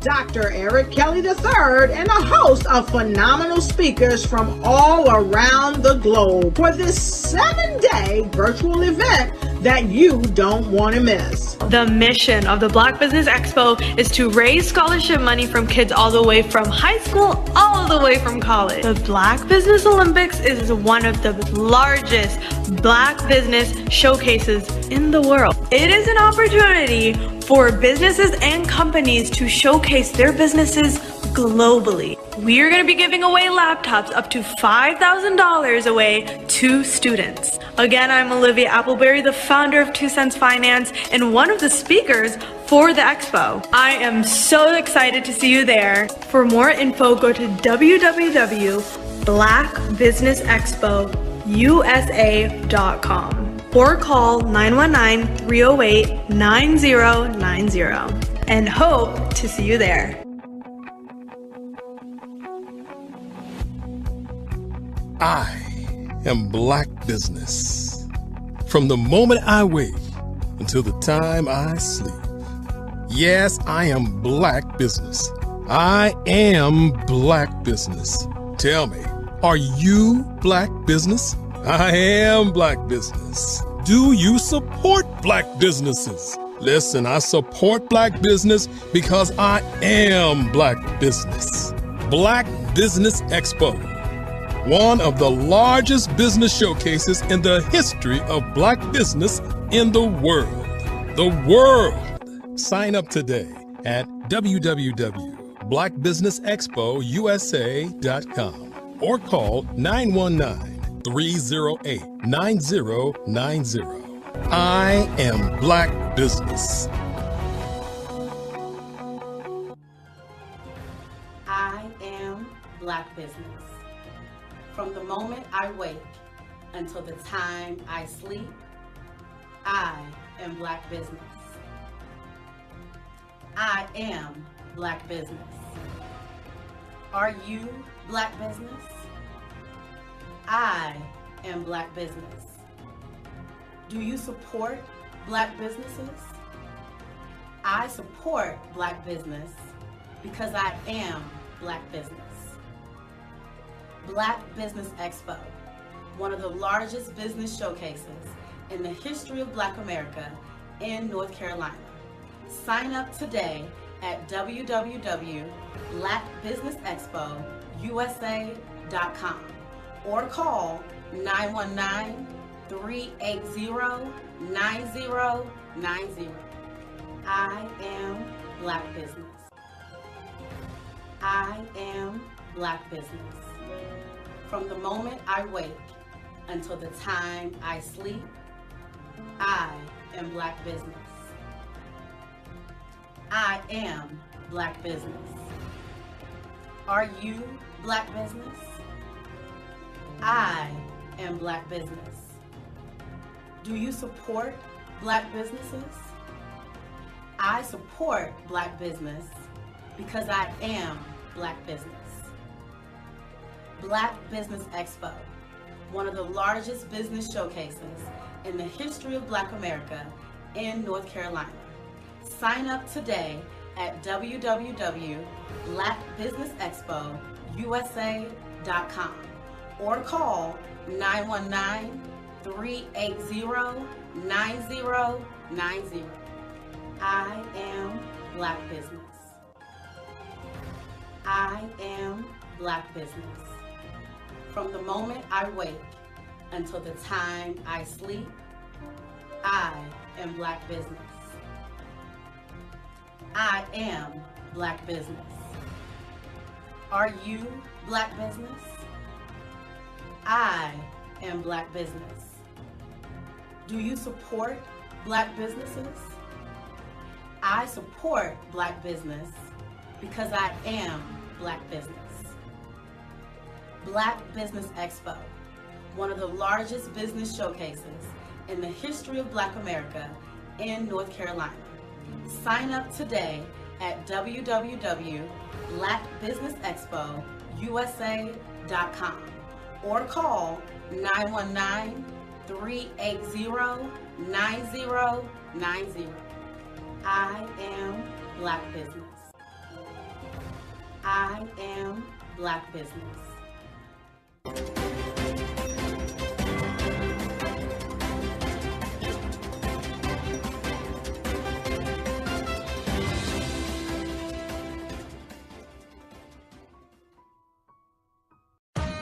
Are you an innovative entrepreneur or business owner ready to embrace the future of business transformation? The world is evolving at an unprecedented pace, and it's crucial to adapt and pivot towards success in this dynamic landscape. At the Hello LLC, we are dedicated to guiding you through this transformative journey, offering a comprehensive suite of services that extend beyond the metaverse and 3D immersive experiences. Our mission is to empower businesses and brands by assisting them in building, branding, systemizing, and automating their operations. We specialize in steering businesses from a two-dimensional existence to a thriving three-dimensional presence, where opportunities abound. We help businesses harness the power of technology to work smarter, not harder, enabling them to operate efficiently and stay ahead of the curve. Our diverse range of services includes: Our Biz in a Box is a complete business solution package designed to jumpstart your entrepreneurial journey. From strategic planning to digital infrastructure, we've got you covered. Your one app, one tap solution. Our Motion Work AI videos transform your brand storytelling with our cutting-edge AI-driven video production, captivating your audience like never before. Our 3D VR environments will step you into the future of immersive experiences. With our custom 3D virtual reality environments that engage and captivate your customers. Lastly, in our Pivot membership program, we offer tailored guidance and support to either show you, teach you, or take care of the transformation process for you. According to a 2023 study by Fundera, a staggering 28% of small businesses in the United States do not have an online presence. This statistic underscores the importance of embracing digital transformation. Having a website is more than just an online presence, it's a gateway to unlocking numerous benefits, including reaching a broader audience, showcasing your products or services, generating leads and sales, establishing trust, providing customer support, and maintaining competitiveness within your industry. The Hello LLC is committed to helping you excel in all these aspects of modern business, not just limited to the metaverse alone. Why should you choose the Hello LLC to navigate this transformational journey? By partnering with us and harnessing cutting-edge technology, you can provide immersive experiences for your customers, expand your global reach, reduce operational costs, and enhance brand recognition, all while working with a company that holds integrity in high regard. Our commitment to ethical and principled business practices ensures that your journey towards success is not only innovative, it is also firmly rooted in trust and transparency. Don't wait. Take the first step towards a brighter business future. Contact us today to explore how we can support you in developing a remarkable digital presence and immersive experience that will leave a lasting impression.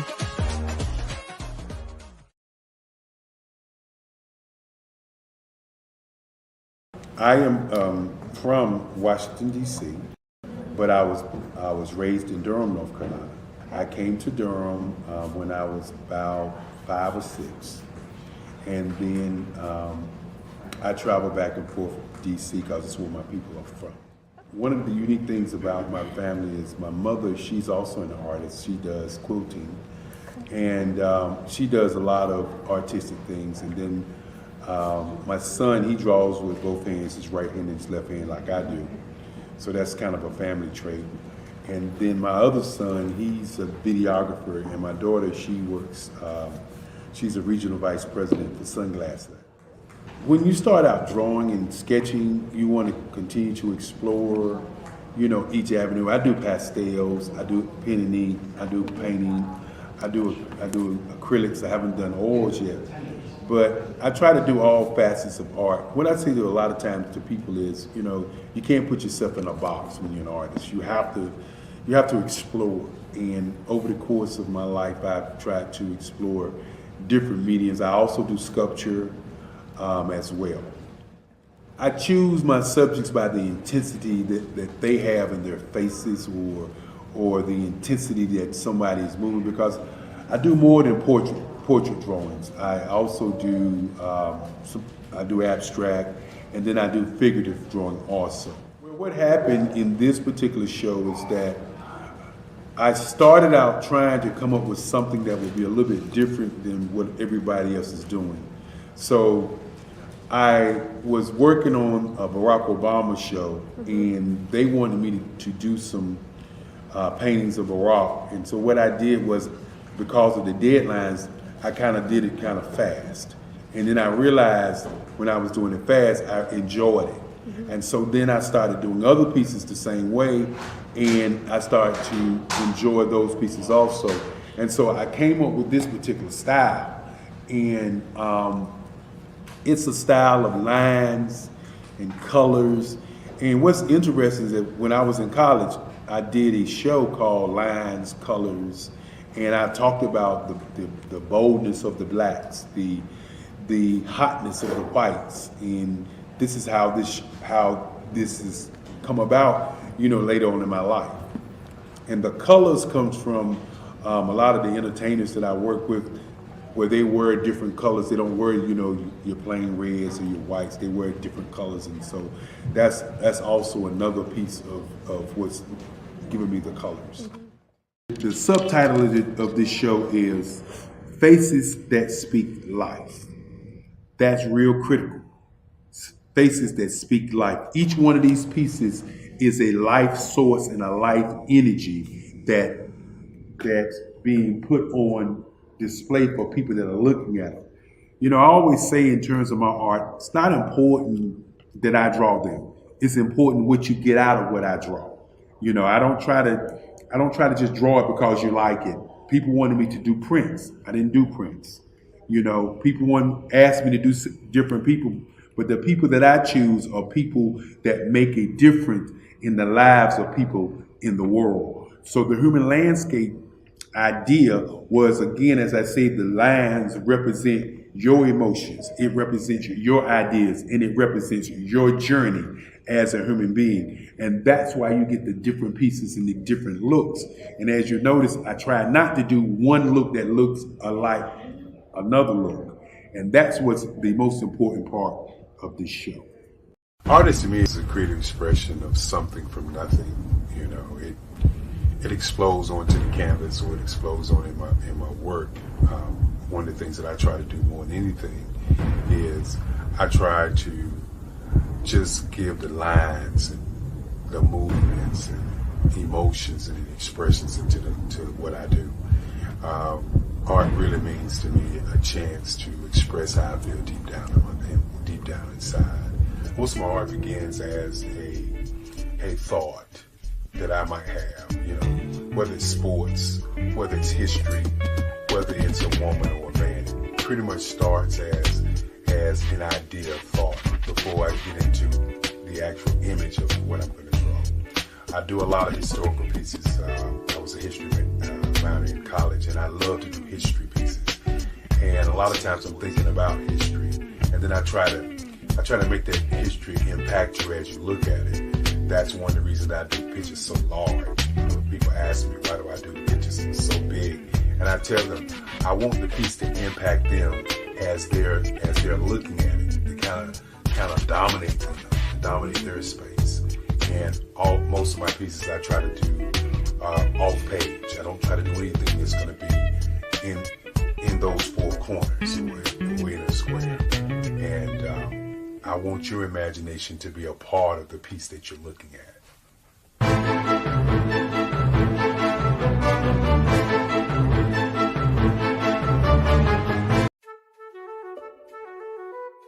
This is Dr. Arnold T. Petsworth. He's the owner of Petsworth Vet World, a veterinary clinic in Hopton, Connecticut. His patients include dog, cat, frog, fish, Goldie, dog, and this alpaca. Due to doctor-patient confidentiality, we can't tell you their names. Business at Vet World was steady, and then quarantine hit. Neighbors brought new four-legged friends into their homes.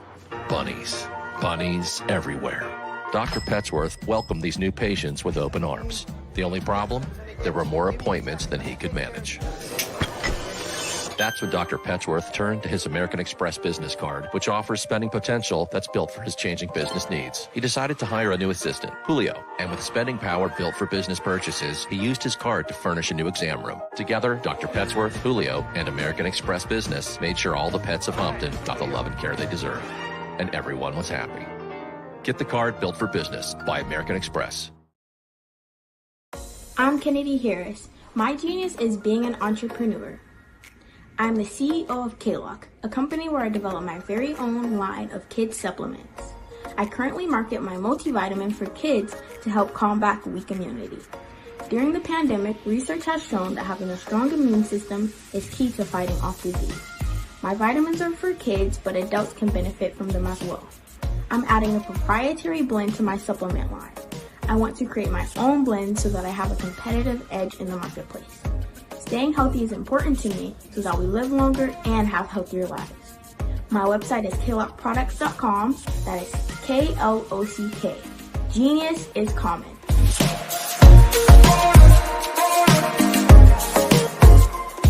Over the past few years, we've seen the growth of existing and new initiatives focused on financial inclusion, building global networks, and reducing the wealth gap in response to the idea there's not enough seats at the table. Whether their outcomes are to increase the representation of Black executives on corporate boards, ensure an inclusive global economy, or to create new U.S. African commercial pathways, the strategies are often carried out by separate programs. The question is, should they be? With the continent of Africa being home to more than half of the world's fastest growing economies, the youngest workforce, over 400 companies generating more than $1 billion annually, 700 generating more than $500 million annually that are poised for growth, and being the destination of nearly $5 billion in venture capital in 2021. Diversifying U.S. and Africa commercial engagement by building bridges between African businesses and their U.S. diaspora should begin being seen as mutually beneficial. From helping to reduce Africa's enormous capital gap to catalyzing two-way trade opportunities, the COVID-19 global pandemic hopefully has taught us that global challenges and opportunities are more interconnected than we thought.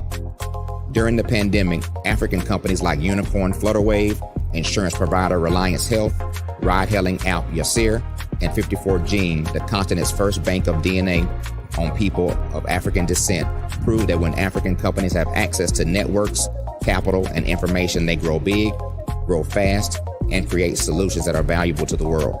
This is why Be Direct was created. We are the first U.S.-based but African-centric board preparedness and board search company designed to connect U.S. Black talent and corporations to African businesses. Unique and fundamental to Be Direct's success is our process of helping board candidates adapt their experience and networks to an African context before they're connected to high-growth companies that are looking to locally and globally scale. From our focus groups with African business execs and government leaders, we don't ignore the sentiment that business is easy, but people are hard. Having a pool of board candidates with hard-to-access networks and extensive experience across the business life cycle, including successfully raising capital, is table stakes for an initiative like this. So yes, we have that. But corporate or entrepreneurial success in the U.S. does not guarantee success in Africa.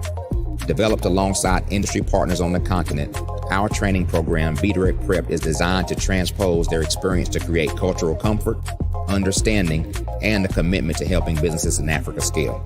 Our board governance sessions are African, continental, and country-specific, integrated with cultural awareness and dexterity training, masterclasses led by African industry execs, and mentoring coaching from African continental-based facilitators.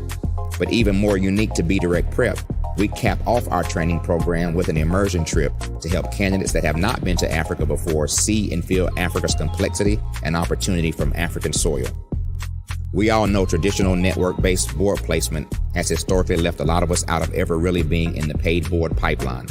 Our strategy supports the work of many great organizations that are successfully filling seats at U.S. board tables by creating more tables for those that are still left on the sideline. It's time to start seeing the role and value of U.S. Black talent and businesses on the continent of Africa differently. Old perceptions and habits limit economic inclusion. Let's transition Black talent and the African businesses they will support from the periphery of the global economy to its core. Living in a global lockdown, we all know now how fast local and global economies can change, and see the value of having businesses that hire, strengthen local value chains, and even grow globally. Status quo in any form holds back progress. We must democratize U.S.-Africa commercial engagement by socially and economically connecting cultures that have long been disconnected. It's time for Africa's U.S. diaspora to redefine their global value by helping African businesses scale continentally and globally.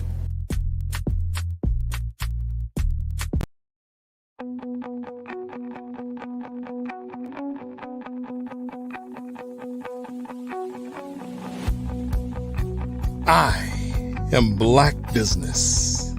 From the moment I wake until the time I sleep. Yes, I am Black Business. I am Black Business. Tell me, are you Black Business? I am Black Business. Do you support Black businesses? Listen, I support Black business because I am Black business. Black Business Expo, one of the largest business showcases in the history of Black business in the world. The world!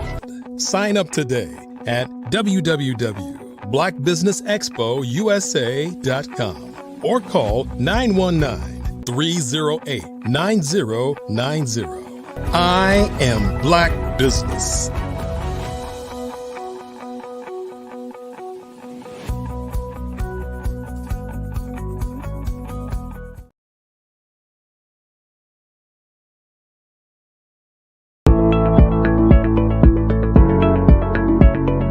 Prepare for what's coming and dominate in economic winter. Stand strong and thrive by showcasing your great products and services globally through the Black Business Network and Black.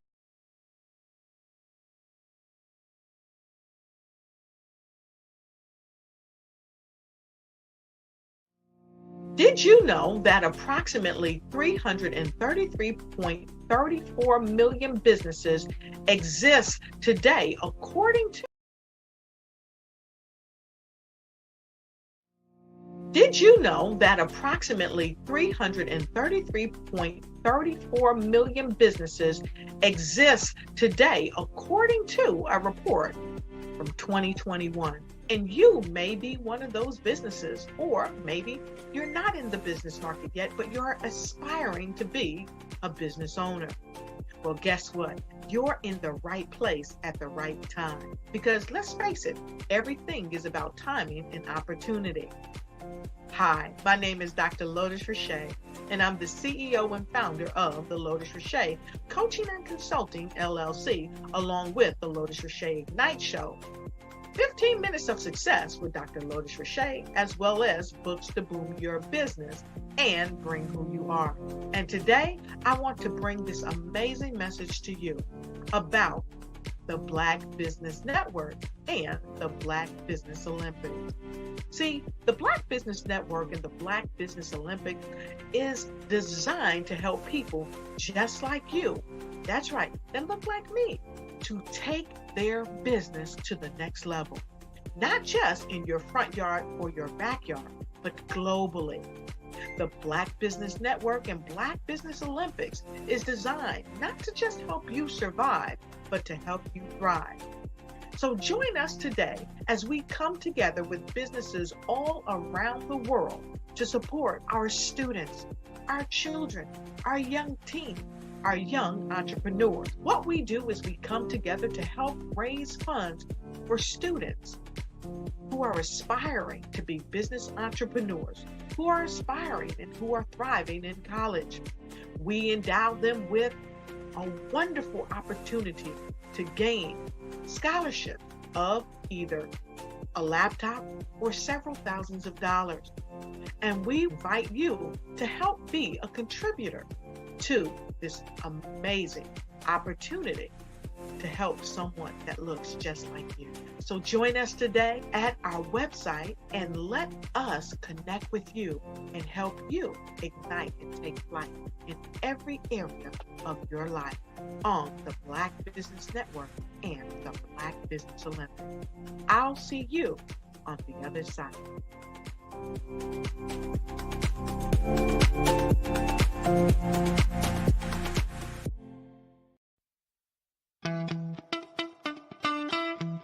How many times have you been asked to help someone you didn't even know, a student, a business entrepreneur? Or did you ever even ask, where did they end up? That business, that friend, that entrepreneur. Well, just maybe they ended up in a gang, bankrupt, homeless, or worse, dead. Maybe they turned to crime, drugs, and alcohol. Did you ever wonder? Did you destroy their dream, or was your life always so easy? At the Black Business Olympics, we started a movement to help students complete. Give them hope and foster success. Help them to leave their dreams of providing laptops, computers, and up to $5,000 in scholarship funds. Today, we ask you to help a student, a business owner, or an entrepreneur to realize their dream by sponsoring them, supporting them, and buying from them. Consider this. With $1.6 trillion in our Black community, we only ask for a small donation for our students, our businesses, and our entrepreneurs. And you can change a life today. So I ask you, what are you going to do? Sit on the sideline and watch our students in high school be leaving, miss out on their dream from lack of resources? Or are you going to donate to the movement and change their future and yours as well?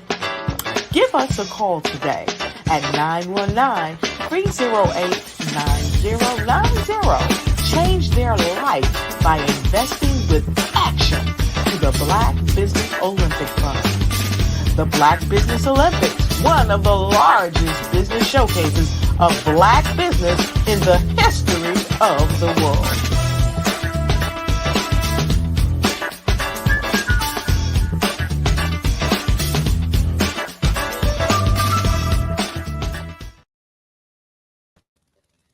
Great rising, great rising. Good morning, business owners, entrepreneurs, thought leaders, and corporations. Welcome to the Black Business Network. I am your moderator for the morning. I'm Barbara H. Smith. The Black Business Expo and Black Business Network is a 24-hour business network showcasing Black businesses, business owners, entrepreneurs, and thought leaders worldwide. We have speakers from all over, including North Carolina, London, Singapore, Africa, and all of these United States. The Black Business Network is a global community sharing its business knowledge to empower, inspire, and educate businesses about business. We have a phenomenal guest coming to the platform right now. She is a result-oriented analytical person and an agile team member. She has a desire with her 10 years of experience in product and project management to provide team leadership that cultivates growth, successful product management, data-driven results, exceptional product leadership, and adaptability. Help me welcome to the show, Ms. Erica Mann. Hello, Barbara. Thank you so much for that beautiful introduction. I do greatly appreciate it to you, the Black Business Network, as well as Dr. Eric Kelly as well. I appreciate you so much. Great, great, great meeting you. Tell us about your organization. Yes, most certainly. So I am the CEO of Prestigious Image. It is a business consulting firm. What I do is I help people get started with their businesses. I help them plan, I help them document, and ultimately I help them achieve the goals through data-driven results. Wonderful, wonderful. So why would someone come to you?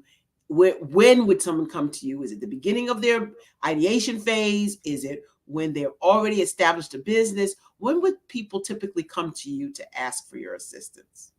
Well, our background is in Lean Six Sigma. So we run product life cycles, we run business life cycles, we run greenhousing of ideal life cycles. So when it comes to all of those things, you could really contact my business at any point. Let's say you're a startup and you're thinking about being an aspiring entrepreneur or getting your business started. You could contact my business to talk about how to set that up. What are the best ways to, organize your business? What are the smartest ways to go about getting resources to start your business? Or even to just hash out small steps in order to get started. For those people who are, more seasoned and already within their business journey, and they have questions, or let's say they come up against a roadblock or a hurdle that they have a hard time facing, they would contact my company to run projects, run their programs, stand them up. If you have projects and programs that are already stood up or things that you already are doing in your business, we could also take a look and review those things.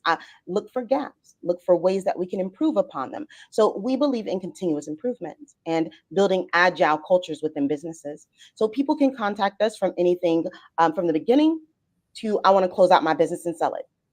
We can help people pull together those plans as well. But we also answer questions, everything from HR to help them find resources, to connect them to other businesses, networking, helping them grow marketing, but also looking through their programs and processes and seeing how they can be more efficient at what they do and save money for not only themselves, but their customers. Wow, that's a lot. So tell me more about how you got started. What's your background and how you got started? I saw your resume is very well constructed and power packed with information. Tell me more about how you got started with your business. Yeah, so my business was actually a project when I was attending North Carolina A&T State University, Aggie Pride.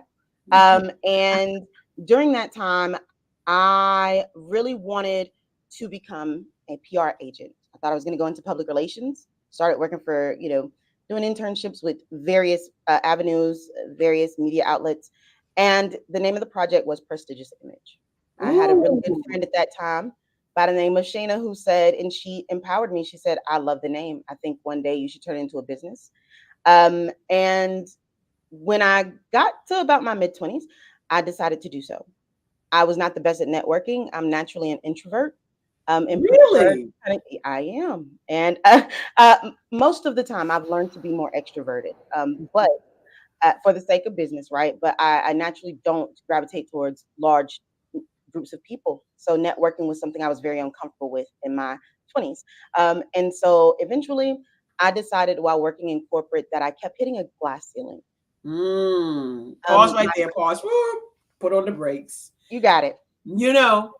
That glass ceiling thing is real. When it says glass, you can see the top, but you can't get to the top if you look like us. Correct. And why is that, do you think? Quite frankly, to be honest, the answers, because I would ask, I'm very direct and I believe in my abilities. And as you said, my resume is quite extensive. So what happens is people are very attracted to my background because it's very odd to have as many certifications and have been doing it as long as I've been doing it, because I do look fairly young. However, once I get there, what I had been expressed or told is that my personality did not fit the culture. And when I would ask for examples of that, I would never get a direct answer. I would get answers like, well, I was told this. I wasn't actually there. So I can't really tell you what you did, but I can tell you that, people feel like you're very strong. And what is wrong with being strong? Only if you look like us. Now, let's talk about that. To be very transparent, because I am in business, I think you have to be in order to jump those hurdles and make advancements and to be a market disruptor. There has to be a certain level of transparency. I believe in transparency and accountability. And so the reality is that being an African-American woman, specifically, when it comes to being strong, it is not necessarily a compliment. No, it's not.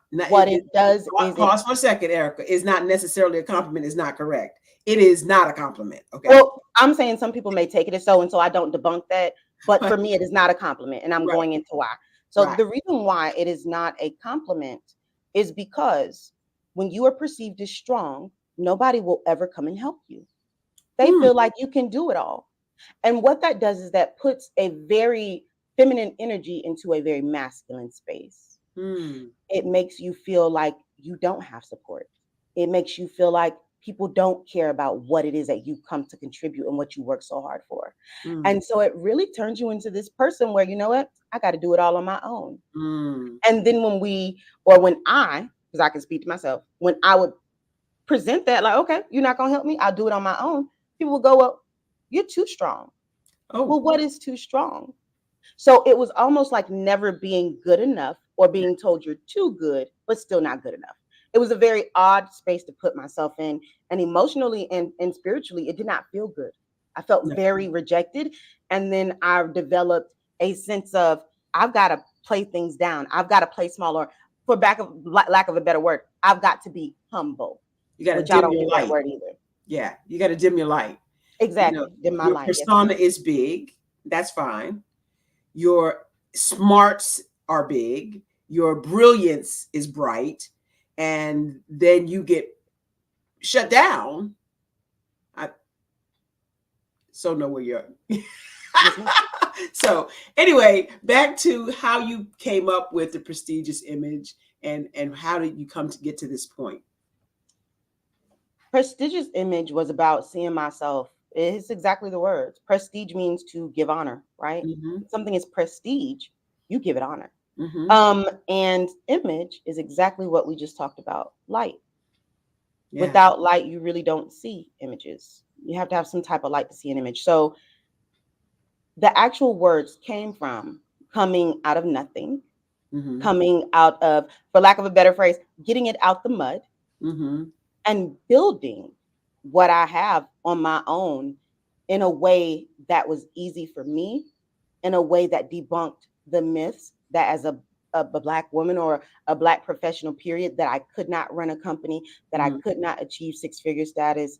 I took all of that and transmuted that into something that was even amazing and quite exhilarating to myself. It's been a journey. And so I enjoy watching others on this journey. So Prestigious Image is here to help others start that journey and be successful at it. That's really good, Erica. I am so grateful to have met you and to hear your story.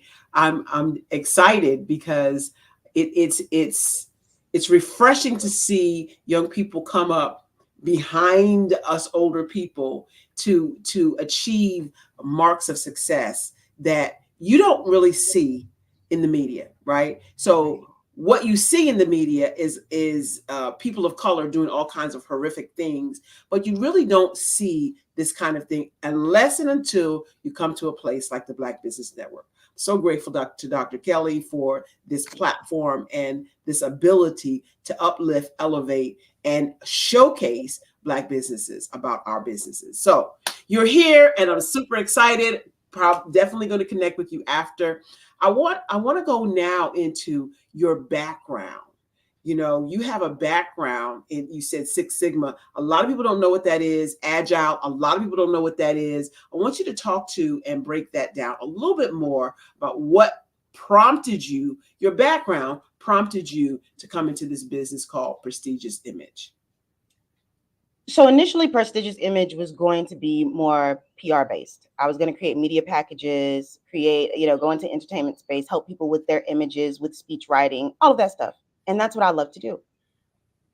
However, I went and got my MBA in business. I was already working in corporate America for, oh my goodness, I want to say 20 years. I started, believe it or not, I was probably about 14, working for the public housing sector, creating programs, literacy programs for kids and adults. So I started out in high school. So that's one. So I was already building programs.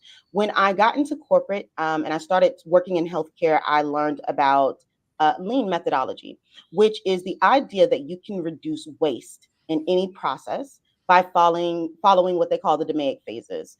And I won't go into detail of that, but with the DMAIC phases, it's really a process of looking at something, greenhousing it, looking at the details, looking at possibly some data or at least the end-to-end process, and then identifying what you can remove to improve and optimize and enhance that process, right, to get to a certain goal. Yeah. And then you have a warranty phase where you look at it. Well, after getting Lean Yellow Belt certified, I then went on to attend NC State's program where I was then certified Green Belt. At the Green Belt level, you are now talking about not just lean methodology, how to lean out a process, but you're also talking about the data behind it, which is the Six Sigma piece. So at that point, you're talking about Excel sheets, you're talking about formulas, you're talking about different ways at looking at that data and cutting it up so that you can make informed decisions that have huge impact on whether or not you achieve the goals you set for your business. And you do that through data-driven, processes and outcomes. At the Black Belt level, which is where I'm going next, is the ability to actually teach that. So I think it's so important because my first introduction to lean was, how do you make your day go smoother? Well, you get out of bed, you brush your teeth, you take a shower, you put on clothes. If you look at that process, I can guarantee you can find 3 things off the top of your head that you could do to optimize and save at least 5 minutes to get out the door a little bit quicker. So I took the concept of lean and Six Sigma and I started to apply it to my life. And when I saw that glass ceiling, I said, Rika, That's what they call me. Rika, you're not going to reach that star. You can't touch that sun. You can't pull in that moon because there's a ceiling here that you're being told is not here. And now that the light is on the ceiling, you can see the glare in the glass. At that point, I got smart and decided I'm going to go get an EIN. And I took all of that certification, MBAs, and experience, and I found clients using my certifications and my resume called corp to corp contracts. And they are easy to find. You go on LinkedIn, you go on websites that are built just for them, and you put in your EIN and your resume, and they say, okay, we want to pay your business to have this skill set. And so it was really quite easy to do. That is amazing. I love your comment. You can see the glare on the glass. I love that because many people keep bumping their head on that glass and never look up to see that it's a glare on the glass, and it's time to stop trying to get access to other people's tables and create your own. So I'm grateful that you did just that. So excited about your journey, so excited about your story. And so did you have people behind you that pushed you into entrepreneurship? Were family members entrepreneurs? Are you the first level of entrepreneurship? Talk to us about that. So I am the first level of graduates. Wow. My grandfather went to North Carolina A&T State University for all of 2 weeks. And because of financial reasons, I had to drop out. Right. My mom and my dad both went to Johnson C. Smith University. Both of them ended up having to drop out for financial reasons. I actually chose to hit rock bottom in college, and I was homeless 3 times. Wow. Because I did not want to quit, because I knew that everybody before me had to quit for financial reasons. Wow. So I worked 45 minutes to an hour away from where I went to school. And I would just pay people gas money just to get from point A to point B. But there were people along the way. My grandmother, for one, God bless her. She was very instrumental in my life. As a very strong woman in her faith, she really instilled in me to keep going and to believe in myself, and that one day it would pay off. That spirit hadn't brought me so far just to leave me where I was. Right. My mom, who I saw very strong, right? So that's kind of where that started. But through watching her strength, I also saw where she had to take care of herself. And so I looked at her as someone who taught me about understanding the dynamic between being a wounded healer, somebody who's taking care of everybody else, but never has a time for themselves. And you have to create that time. And she taught me how to do that. Wow. She also taught me how to persevere. I mean, I'm the oldest of 6 kids. So I was the first of many. And I was the first to trail. I knew that my job in life was to ensure that they understood that path that my parents and those before us tried to forge. And so I hung on to that, and I held on to it. And I decided that I was going to be the generational curse breaker. And that's what I did consciously. It wasn't a subconscious effort. I did it because I knew it had to be done for me, for my son, and for the greatness of those around me. At the time, I didn't know I was going to have kids or anything like that, but I knew that I would have impacts on others and other children around me. So that was mainly the reason I did it, because I'm the oldest of a large group of people. There were people that I met, women such as yourself, Barbara. You have such a beautiful light. You know, I met people like Soyini. I met people like Sabrina. I met people like Tamisha, who were all women who saw something in me, and they really wanted to cultivate that. They wanted to lift me up, and they put me on pedestals. They put me in places I didn't think I could go. They believed in me. And more importantly, Barbara, they were real with me. Yeah. It hurt my feelings, but let's be honest. Even to this day, I have women behind me such as Chandra Thompson. These are all people who still encourage me from a spiritual perspective, as well as from a business perspective. And you need that balance, especially being African American. Yes, absolutely. Great story. And have you written your book yet? Funny you asked. I had started it about 10 years ago, picked it back up, and so I am working on it. And it's not funny I asked, okay? It's not. You are absolutely right. Thank you. There's a method to my madness always. Trust that, okay? Yes, You ma'am. are a bright, shining star. I wish you all the best of everything going forward. We will get connected after. I am loving your story. Oh my gosh. Someone out there needs to hear your story. So if you were able to talk to young people today, this is your time to talk to young people today and tell them what you would want them to know most right now.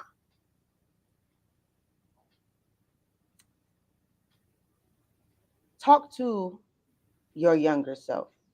Even if you are in your 20s, talk to 10-year-old you. Be honest in who you are, because what leads you to your success is living in your authenticity, being authentically you.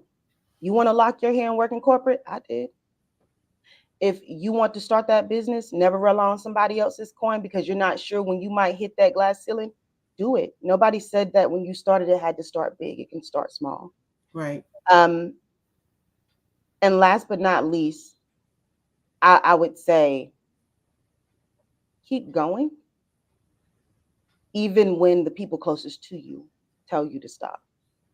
Wow. That's some sage wisdom from a young person. Listen, never despise the small beginnings, because everything had to start out as a drip before it became a torrent or torrential rainfall.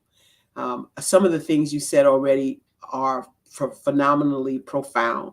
And we want young people to know that this is a platform where you can learn from not just your seniors, but your younger people that are here doing business and doing business in a big way. I am super excited about Prestigious Image and what it holds for future generations. So thank you so much again for coming to this platform. We also want to thank Dr. Kelly for allowing us to come to the platform and continuing to push us forward in this endeavor.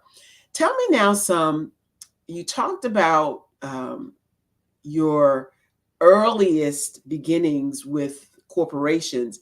Talk to me some about some of the things you did in childhood that might have led you to this path, Prestigious Image. Barbara, we are so connected. I was just having this exact conversation yesterday, because I realized through this journey that I have always been exactly who I am. And that's why I say authenticity is so powerful. For people who might be watching this on my platform, they know that in high school, I was a kente cloth wearer. I had all kinds of shells and beads, and I was always going somewhere. I actually went to go visit Oyatunje, which is a tribe that is off the coast, I believe, of South Carolina.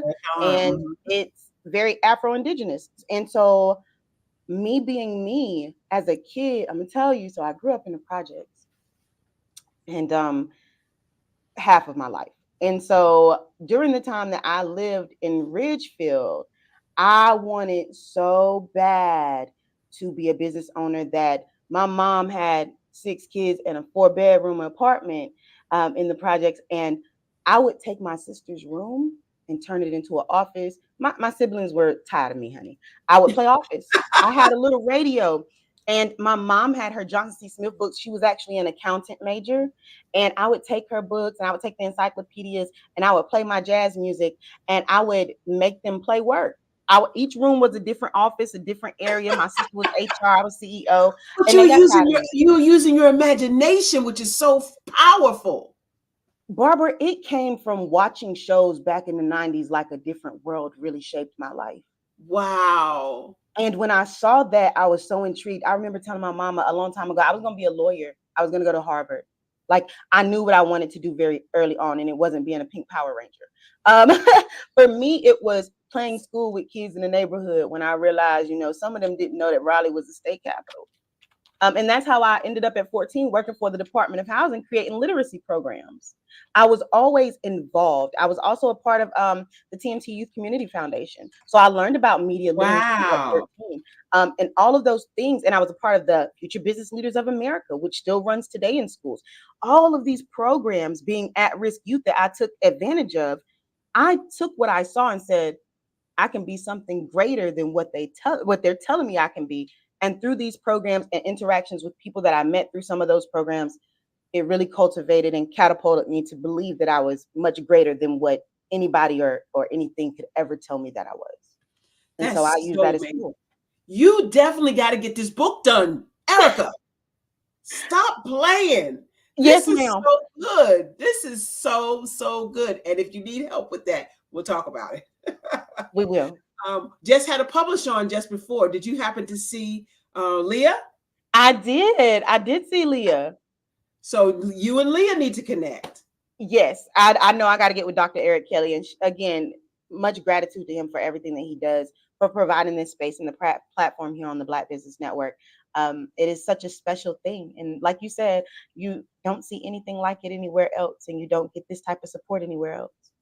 Yeah. And so if, again, being a business owner, an entrepreneur, tell anyone that you would like to tell right now why they need to be on the Black Business Network.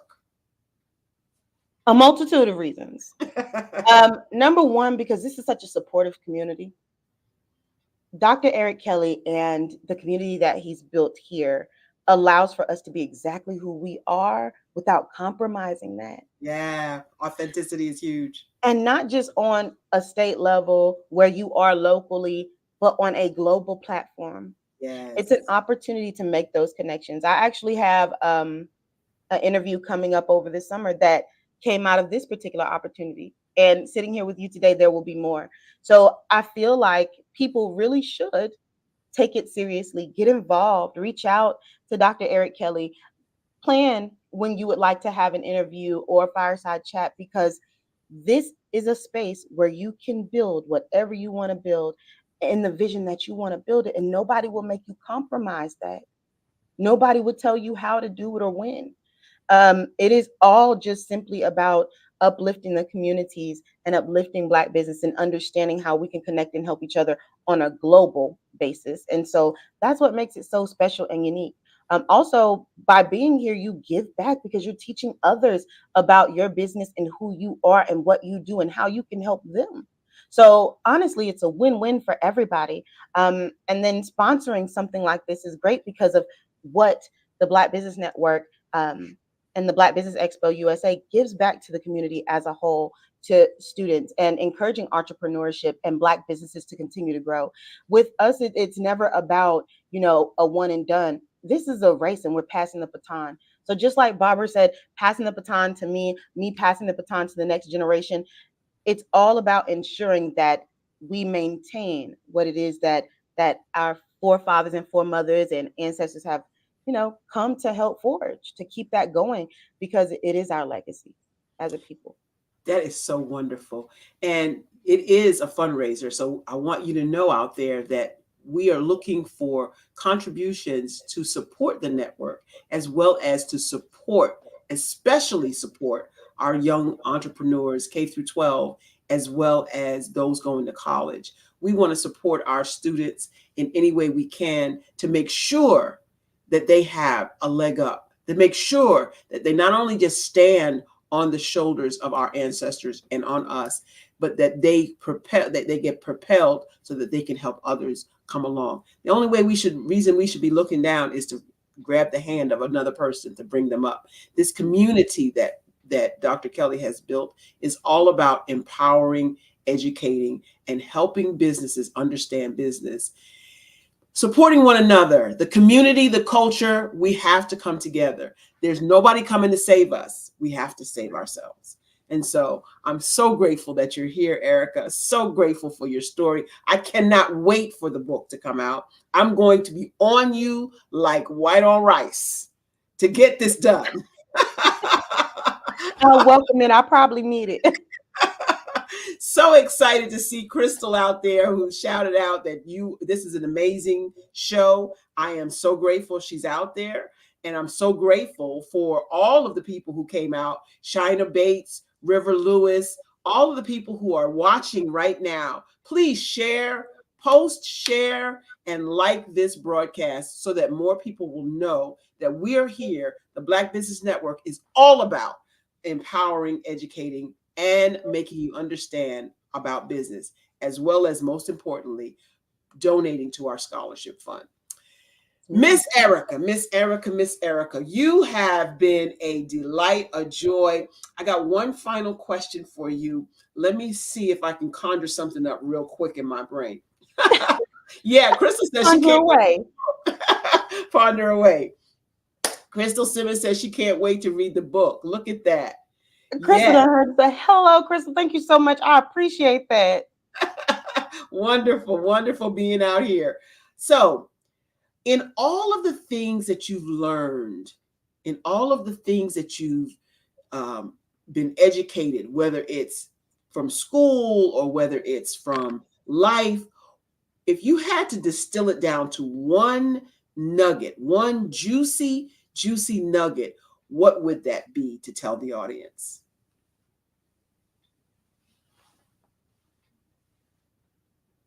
I love that she thinks about things before she speaks. Thank you. To dream is just never enough. It's never enough. To keep sitting there is never enough. I have a lot of people tell me to slow down. Sometimes you got to learn that people tell you to slow down because they can't keep up. What? But slow pump your brakes. That's exactly why they tell you to slow down, because I hear it as well. You know, when you gonna sit down? Last week I was here. Last week I was there. The week before I was here. The week before, I can sleep when I can rest when I'm dead. That part.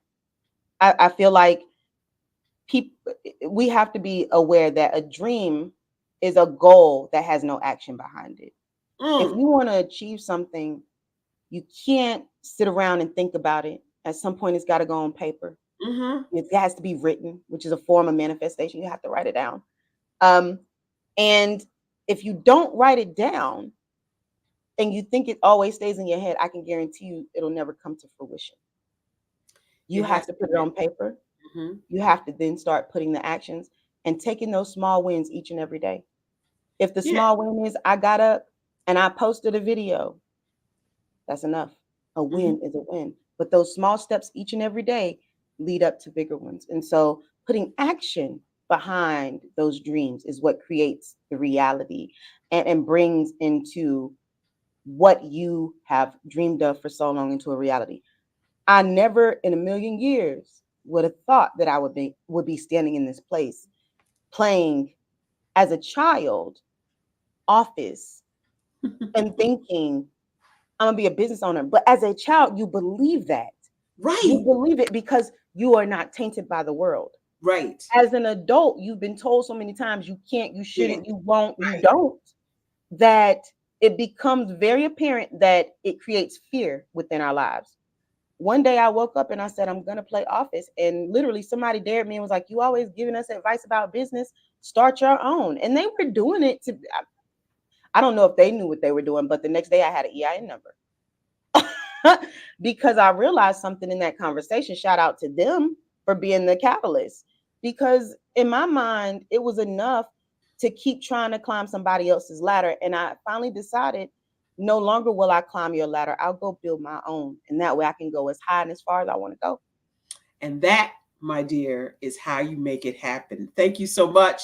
Thank you, Chandra Thompson, for being out there. And thank you, Erica. Give us one last time. How do we connect with the CEO of Prestigious Image, Erica Mann? You can always find me at Erica Mann at prestigioussimage.work. That's my direct email.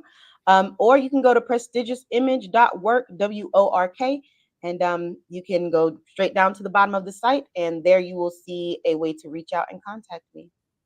Thank you so much, Erica. It has been a delightful conversation to have you on the Black Business Expo. You are a genius, and genius is common. I'll see you on the other side. Thank you. You're welcome. Wow, wow, wow. What another phenomenal guest. Erica Mann. If you had not caught the interview, the fireside chat, you need to check her out on social media. The Black Business is on a mission, though. We are on a mission to raise funds for high school seniors going to college and K through 12 entrepreneurs. This fundraiser can be found on blackbusinessexpousa.com. You can donate to the scholarship fund or use our Cash App. It's at the screen below. And if you don't see it, $BBX USA. The goal is to give laptops and up to $5,000 in scholarship money to 10 students. Students, go register at blackbusinessexpousa.com. Every single dollar counts. Please, this is a reminder to donate to the scholarship fund. We also want to thank our May 2024 sponsors who are on our list this month: NC100, Moody Capital Partners, Suede Soul, Lotus Richey Coaching and Training, Carolina, Virginia Minority Supplier Development Council, Step Management, BHS and Associates, Margie McLean Foundation Incorporated, 5-Star BDM Media, Hello LLC, Genius is Common, Earth Essentials, Milani Shani Global, Executive Women's Success Institute, The Quality Coaching Company, Superwoman Business Services, Creative Force Studios, Lee Entertainment, Artistic App Design, and of course, the Black Business Expo USA. Genius is Common, and I'll see you on the other side.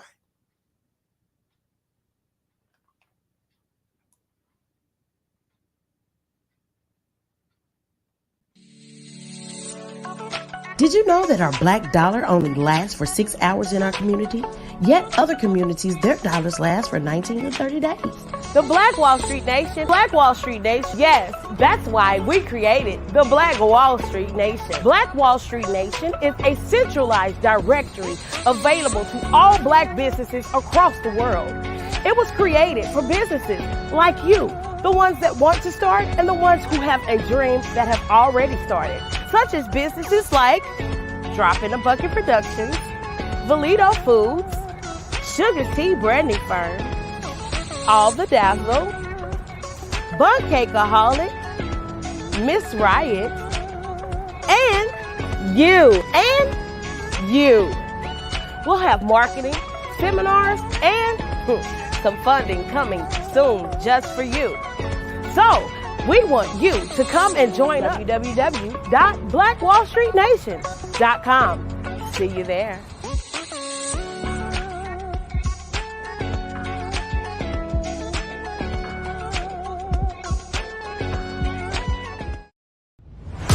Social media is evolving. It's more vibrant, more colorful, more energetic, and so are you. It's not just photos anymore.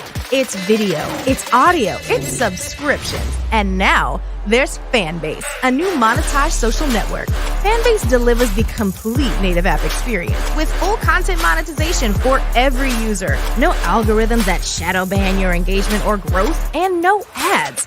Follow anyone for free and subscribe directly to your favorite creators for $4.99 a month. Plus, show some love by tipping on any post. Also, make a Fanbase page and monetize your content the same way.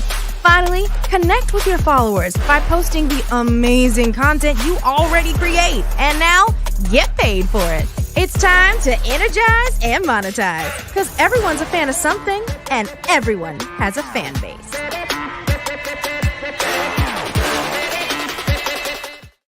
Absolutely. So our coaching program help people that have the lack of time, that lack strategies, and lack the confidence to go after their dream life. So we help them implement tools. We help them implement, I love to leave the inherited lack of finances or the education behind finances. But it wasn't until I lost my firstborn, my only son,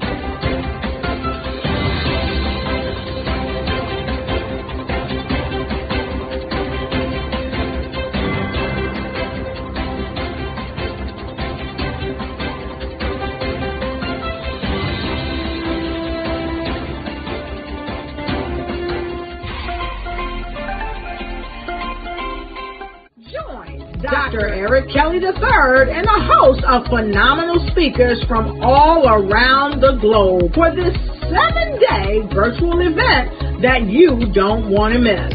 The mission of the Black Business Expo is to raise scholarship money from kids all the way from high school, all the way from college. The Black Business Olympics is one of the largest Black business showcases in the world. It is an opportunity for businesses and companies to showcase their businesses globally. We are going to be giving away laptops up to $5,000 away to students.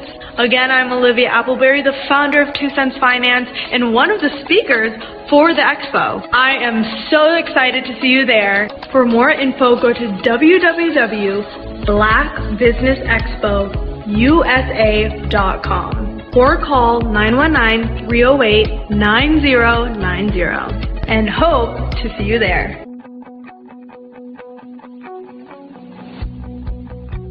I am Black Business. From the moment I wake until the time I sleep. Yes, I am Black Business. I am Black Business. Tell me, are you Black Business? I am Black Business. Do you support Black businesses? Listen, I support Black business because I am Black Business. Black Business Expo, one of the largest business showcases in the history of Black business in the world. The world! Sign up today at www.blackbusinessexpousa.com or call 919-308-9090. I am Black Business. I am Black Business. From the moment I wake until the time I sleep, I am Black Business. I am Black Business. Are you Black Business? I am Black Business. Do you support Black businesses? I support Black business because I am Black Business. Black Business Expo, one of the largest business showcases in the history of Black America in North Carolina. Join Dr. Eric Kelly III and a host of phenomenal speakers from all around the globe for this 7-day virtual event that you don't want to miss. The mission of the Black Business Expo is to raise scholarship money from kids all the way from high school, all the way from college. The Black Business Olympics is one of the largest Black business showcases in the world. It is an opportunity for businesses and companies to showcase their businesses globally. We are going to be giving away laptops up to $5,000 away to students. Again, I'm Olivia Appleberry, the founder of 2 Cents Finance and one of the speakers for the expo. I am so excited to see you there. For more info, go to www.blackbusinessexpousa.com or call 919-308-9090 and hope to see you there. I am Black Business. From the moment I wake until the time I sleep. Yes, I am Black Business. I am Black Business.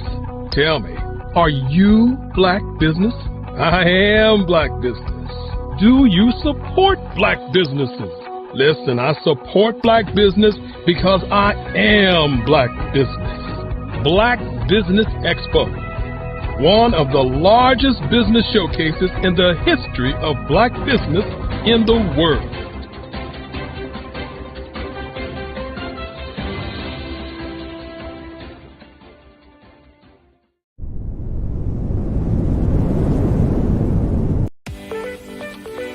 You are in the right place at the right time.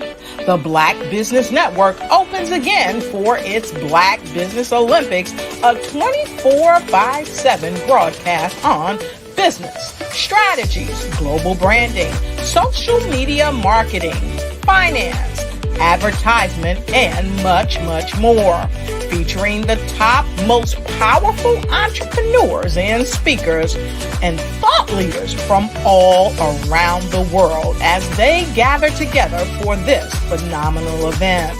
Join the Black Business Network streaming live into the metaverse. STEM City USA, Black Multiverse, Pod TV, Roku, Hulu, iHeartRadio, Apple TV, YouTube, TikTok, Instagram, Google Podcasts, Facebook, LinkedIn, IBM TV, Spotify, and Twitch. Tune in today and be a part of this amazing movement. The Black Business Olympics welcomes you.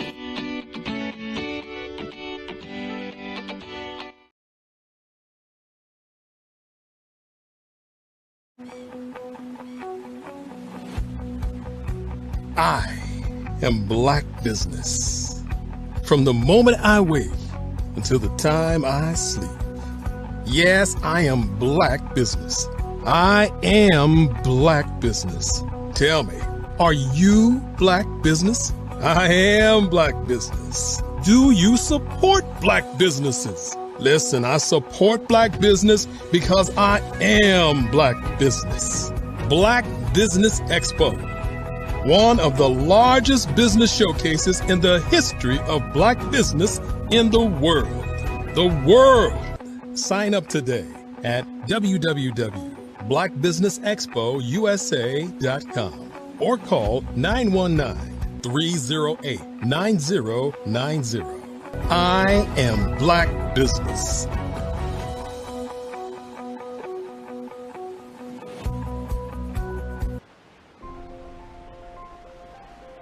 What if you could build your own city? A place where every child can find nurturing people to help them achieve their full potential. A place where every adult can access job training support, where health education is abundant, where social justice ruled the land. A place without limitations. Welcome. You have arrived at STEM City USA. It is what every city should be. A safe and trusted community where you find people and resources to help you become everything you are and beyond. STEM City is unlike anything you have ever experienced. It is a digital twin of the world around you, only better. STEM City is about energy and soul renewal. It is more than a digital world.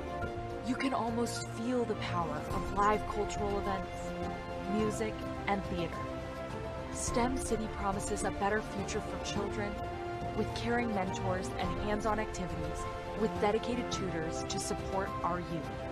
STEM City is your passport to a healthy lifestyle with weekly events addressing our community's many issues. STEM City is your financial well-being with helpful information on wealth management, career advancement, job training, and so much more. STEM City is the community you deserve. It is the city where your dreams can come true. STEM City USA, a place in the sky that is accessible to all who reach for the stars.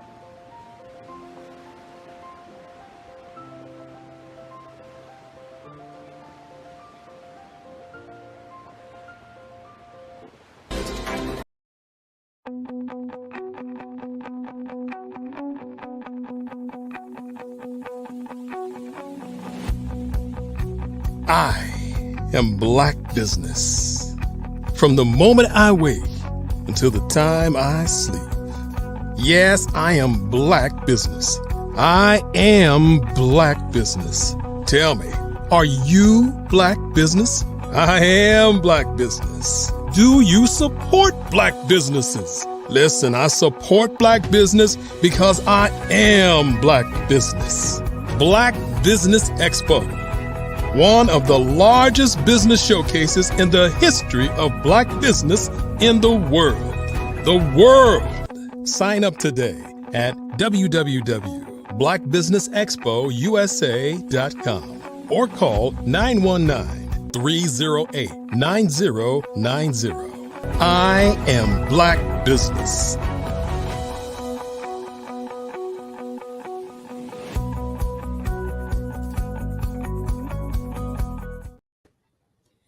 Good morning, business owners, entrepreneurs, thought leaders, and corporations.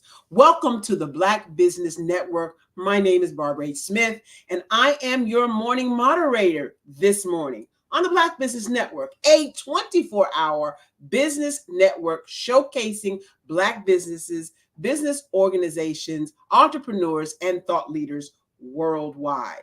We have speakers from all over North Carolina, London, Singapore, Africa, Japan, and cities all over the United States.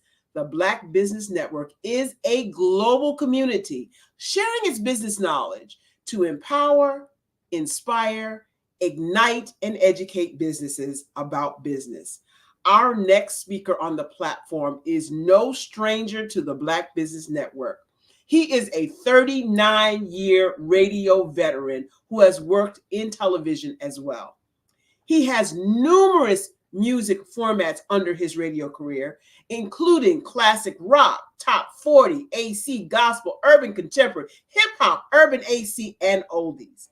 He's a recipient of a plethora of awards, including the Drummer Award for Program Director of the Year by Bree Magazine, Gospel Truth Magazine, National Gospel Program Director of the Year, and the list goes on and on. Under his leadership, though, the Light 103.9 was the winner of the Stellar Award for the Media Market Station of the Year. The Light 103.9 was a finalist for the same award in 2015, 16, 17, 18, and 2020. Listen, he also launched JAS Consulting and Entertainment Company in May of 2020, where he is the founder and CEO. There is so much more that I could tell you about this gentleman, but let me bring him to the stage so he can tell you himself. Bringing to the show right now, Jerry Smith. Hello, cousin. Thank you for that kind introduction. For a second there, I was like, who is he talking about? Oh, that's me. That's me. Listen, Jerry, it's so good to see you again, my brother. We are brother and sister from another mother, I think. And I want you to talk all about how you became a radio show host, how you became a radio show owner, how you did all the things that you do so that the audience can know more about you. Well, thank you again for that kind introduction. And you heard all those amazing accomplishments and things that I've done in my career. And I tell people it's not me. It's 100% God. He gets 100% of the glory, honor, and the praise because I know all the blessings flow through him. Yeah. And when I was 12 years old, I knew I wanted to be in radio. God put that in my heart. I'm originally from Danbury, Connecticut, right on the New York State line, about an hour away from New York City. Yeah, I know it well, tri-state area. Mm-hmm. Yep. And I used to listen to WBLS and Frankie Crocker, the chief rocker on the radio. Chief rocker, Frankie Crocker, yes. That's right.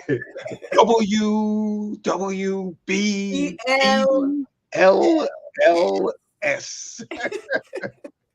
And when I was 12 years old, I knew I wanted to be in radio. And humble beginnings from the projects of High Ridge Gardens, right on the New York State line. And a lot of people when I was young, Sister Smith told me I would never do radio. I couldn't do it and didn't know anybody and I would never do it. And 7 years later, I was actually doing it in college as DJ Hollywood. And I always love to tell that story. For some reason, I wanted to be DJ Hollywood. Never been to Hollywood in all my life. And I used to say my name, DJ Hollywood.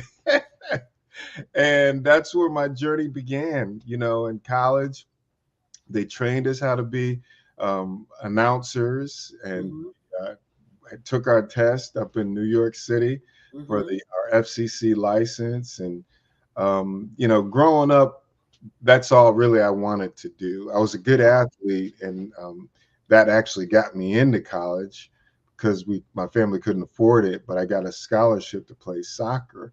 And I just knew I was destined to do it. Now, honestly, I was thinking of the girls and the music and the concert. I didn't know God would have a purpose for my life. Not until I got older and look back over my life.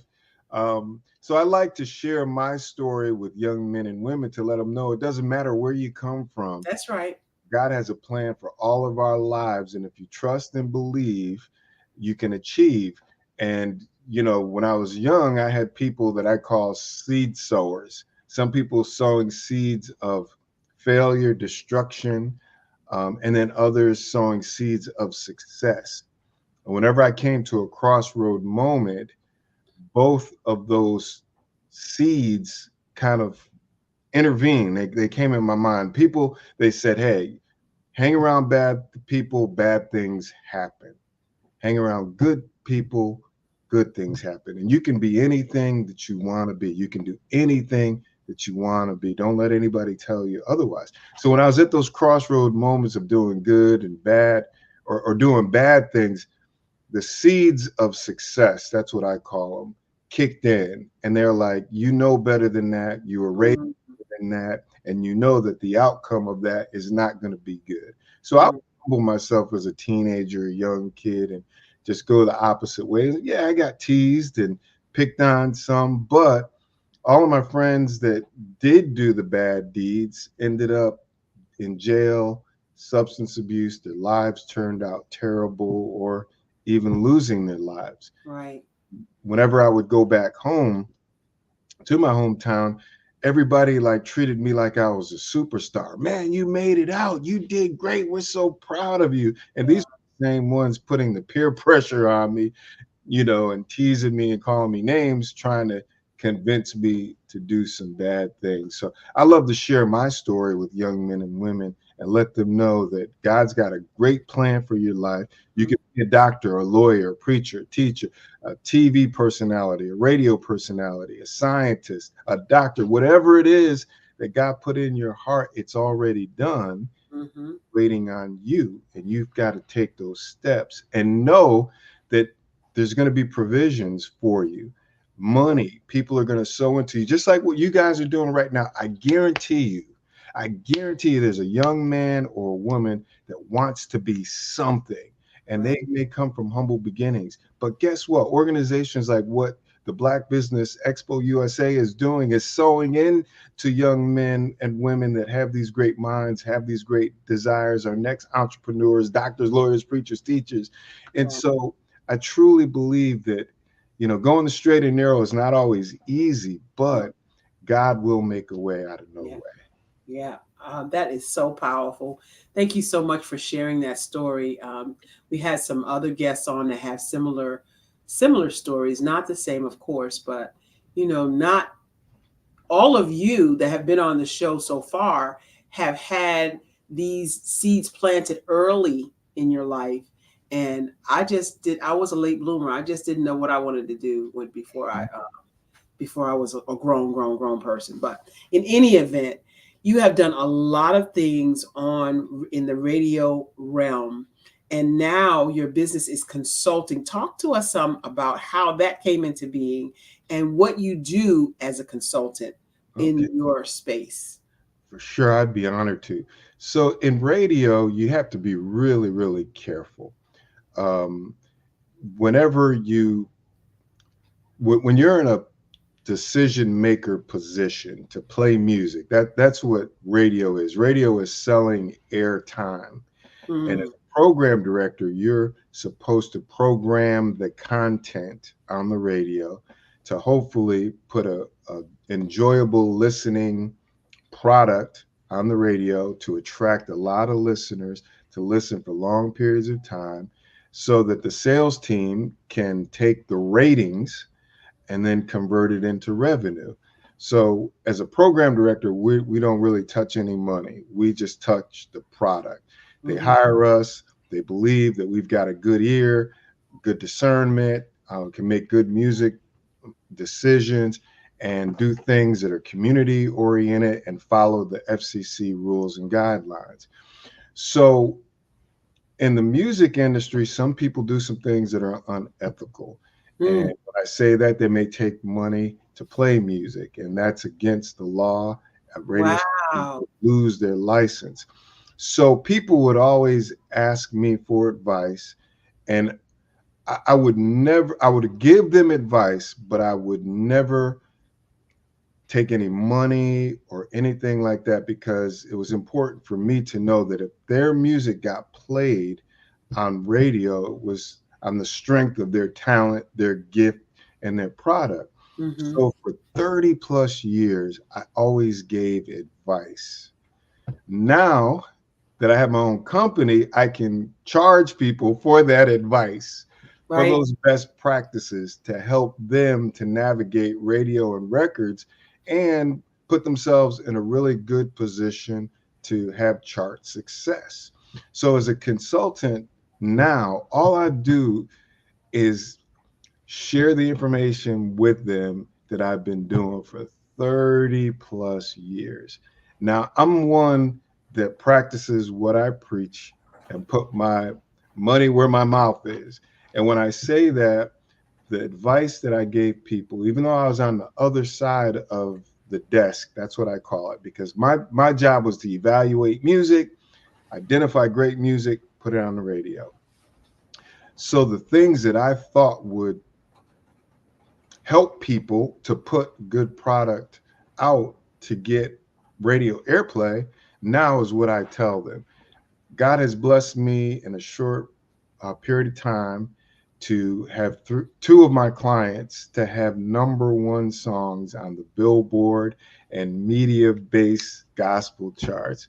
It's really unheard of for someone to transition from being a radio programmer or a DJ to being a record rep or an executive for a record label to help get their music played.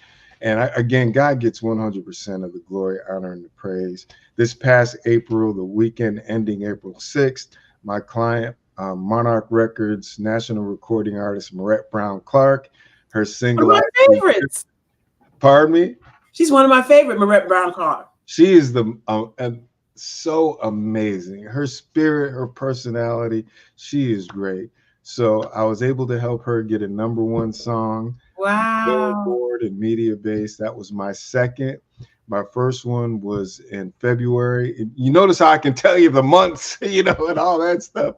February of 2023. My client, Marcus Jordan, who's a phenomenal songwriter and composer. His song was my first #1, Call on the Name. And, it's just amazing. So all the things that I told people, this is what I think would help you to have a great song, a chart topping song, and help you to get a lot of radio airplay, is what I didn't invent anything. I didn't come up with anything new. It's just things that I thought that would help them have success. That's so good. That is so good. Thank you. So congratulations. And I give God glory for you right now, because, when he opens up a door, nobody can close it. That's right. So I like him to shut doors for me too. Yes. Oh, yes. I'm quick at shutting doors. If you're in a whole different mindset. Like me, I got to be around positive minded people that want to do something, that want to sow and help. That energy transfers, Jerry. That energy transfers. That negativity transfers. That positivity transfers. You got to be around people that are doing things and going places and are willing to help you. You know what I mean? You're willing to help other people. That's obvious. And helping other people is what you do. And so people are going to be willing to help you. It's just a reciprocity thing, Yeah, I agree 100%. Grateful for your spirit, for your energy, for your prowess, for your professionalism. And I'm sure that your clients are just as grateful. And because of that, they're going to recommend you, refer you, and be in rooms where other people are going to need your services. So I'm super excited for what your journey is about to do. How about that? And listen, what you're speaking on right now is what's happening. My clients are happy. Referrals. Right now, I can't take on any new clients. That's how good things are going. And again, God gets 100% of the credit. That's so It breaks my heart to tell someone, I'm sorry, I can't take you on right now because my roster list is full. But it's a blessing because but that's integrity, though. Pardon That's me? part of having integrity, though, because the money is good. You could essentially say, "Yeah, I'll take you on," and then your product suffers for lack of professionalism, untimeliness, not being able to produce and perform what you said you were going to do, and it's not worth that. It's not worth that at all. Exactly. Yeah, you are my sister from another muster, because that's my whole mindset. I'd rather do things integral to put my client's best interest at heart, the best position to win. And one of the things that I tell them is like, and this may sound crazy, and it doesn't. When I listen to it, it doesn't make sense. But I tell them, I'm not in this to make money. I'm in it to earn a clean, honest living. If I was in it to just make money, I would take on more clients than I know I could handle and be effective for. Money would be what I was after. But I just, want to be fair, and I want return business. I want you to be a happy client and say, this guy was fair. He was integral. He did a great job. My next song, I'm going to go to him because I like how he does business. Well, that's not just a Jerry Smith mantra. Let's talk to the business owners and entrepreneurs out there. That should be the mantra of every business owner. You want to have your name is really the only thing you have. Your reputation is really the only thing you have. And when your reputation precedes you in a very good light, like yours does, like mine does, then people want to do business with you. Now, let's turn that conversely. If you go out there and scam people and your product is stink and you don't treat people fairly and you don't honor your word and you don't do the things that you say your business stands for, then it has the converse effect. Yeah. People don't want to do business with you. And that word spreads faster than good word. Yeah. People like to talk about you bad now. They talk about you bad, even when you're doing good. Yeah. So if in all practicality and fairness to our business community, that's the things that we're sharing with you. Being a person of integrity, authenticity, integrity. You look at my name in the book, in the dictionary, integrity is like next to that. I'm going to do what I say I do. Yeah. I'm going to tell you what I mean and mean what I say. Yeah. And that's what people come to understand about businesses. Yeah. Like, you're not going to Chick-fil-A because of the burger. So, I mean, the chicken sandwich is so great. You're going there because the service is impeccable. Yeah, exactly. Right? Yeah. No, you're absolutely right. One of the things that I share with my clients too is I tell them I can't guarantee that radio is going to like your music. The decision maker will play your music. I like it, and I think it's radio friendly, and I think I can help you because I don't take, even if somebody submits me music and I don't think I can help them get radio airplay, I'll turn them down in a nice, tactful, polite way, because I feel like I would feel like I'm stealing money from them, knowing I can't help them. Right. But I tell my clients, I can't guarantee radio is going to play it. I can't guarantee the decision maker will like it and play it, but I can guarantee one thing, and that's how hard I work on your behalf, because I control that, and I'll be relentless and I'll work my butt off on your behalf, but that's the only thing I can control. And people, they like that, because if you're in the music, they know if you're in the music business, that not, you may not, it may be, they're creative, and what you created might sound the latest and greatest to you, but to others, it may not be. But if Jerry Smith says he thinks he can help me, I'm going to trust him, because he's a man of integrity. He's not going to take my money, and he promised me that he'll work hard on my behalf, and I respect that. And that's been really effective, because a lot of people, when I first started doing what I do now, someone wanted me to work a record for them. That's what we call it, be their record rep. And I said, well, I got to listen to it first. I can't promise you anything until I put my ear on it to see if I can help you. And he said to me, you're going to do really well in this business. He said, most people that are in it just for the money, they don't care what it sounds like. It could be the worst song in the world. All they're thinking about are the coins that, you know, to pay someone to work it on radio. But here you are telling me that you know, you'll listen to it, but you're not making any commitment until you hear it first For to see if yourself. it's something that you feel you can have success with. He said, you're going to do excellent. And a matter of fact, earlier this morning, he sent me a text saying, hey, I got a song I want you to listen to consider taking on. That's how good God is. Wow. Yeah. That is amazing. Now, so walk us through the process of somebody coming to you. First, how do they reach you? That's number one. And then what happens next? Okay. So to reach me, you can go to jerrysmith03.com. That's my company website. When I was trying to find a web address or domain for JAS Consulting and Entertainment, to my shock, there were so many JASs out there. So I just said, and people were telling me that Jerry Smith was my brand. They're like, you know, that's your brand. Everybody all across the country and some people all around the world know Jerry Smith.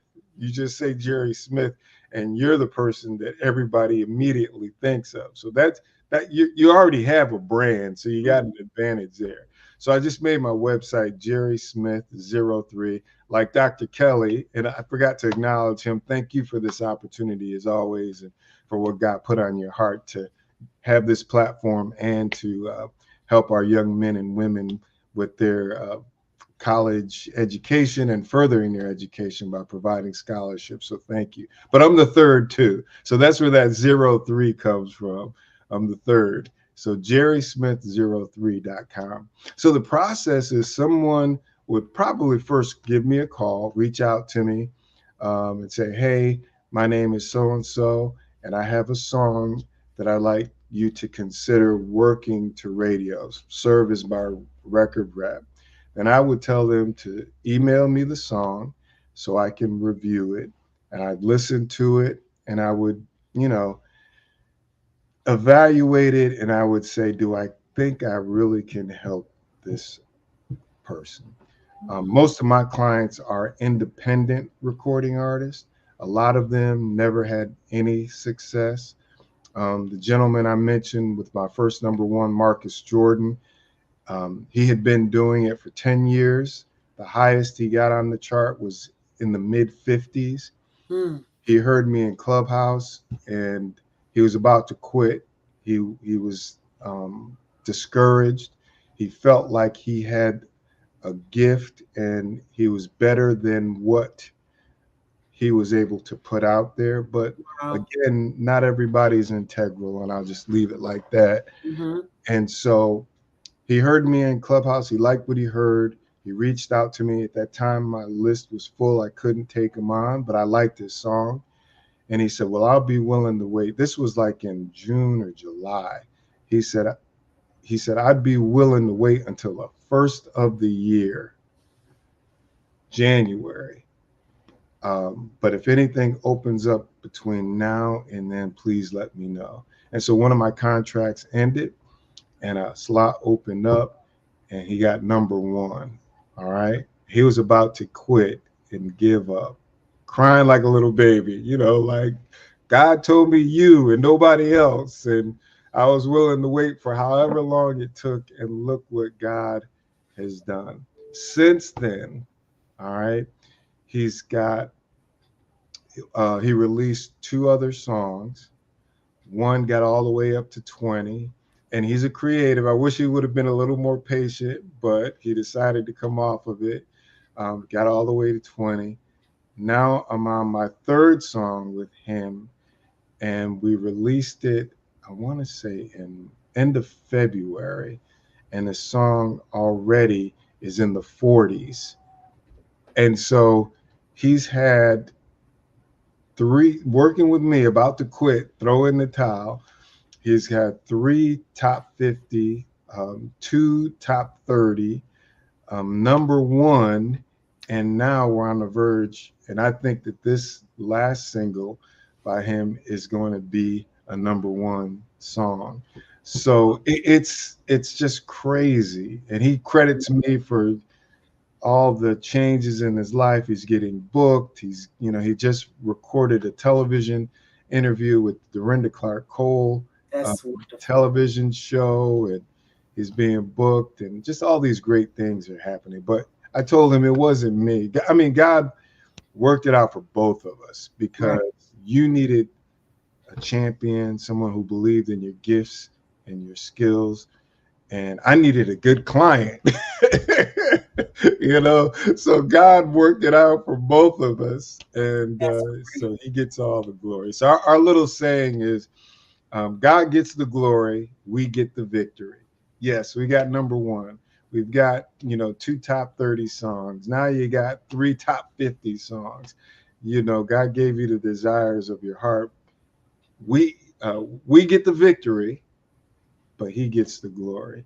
That's so so wonderful. yeah, so if I feel like I can help them, then I do the contract part and so on and so forth. They send me all the assets, the art cover, the song in 2 different formats, a WAV file and an MP3 file, their bio, and then I just start doing my thing. I tell people I'm a professional beggar. I'm calling radio stations every day, Monday through Friday. Please play this song. It's great. It's going to help your station. People are going to love it. So I'm a professional beggar. So young people out there that are thinking about music and art, and they are creatives, what would you tell them to inspire them, encourage them, empower them about the music industry? The music industry, I didn't realize until I got on the other side of how much money there is to be made. I mean, a lot of money. More on the secular side, the pop side, the R&B, the hip hop, your Taylor Swift side, and Beyonce is just crossing into that country space with her popularity from the R&B and the gospel. I mean, the R&B, the pop, and now the country music side. There's just so much money. The money comes from the creative people. That's where the money is being made. The songwriters, the composers. I would tell people, do things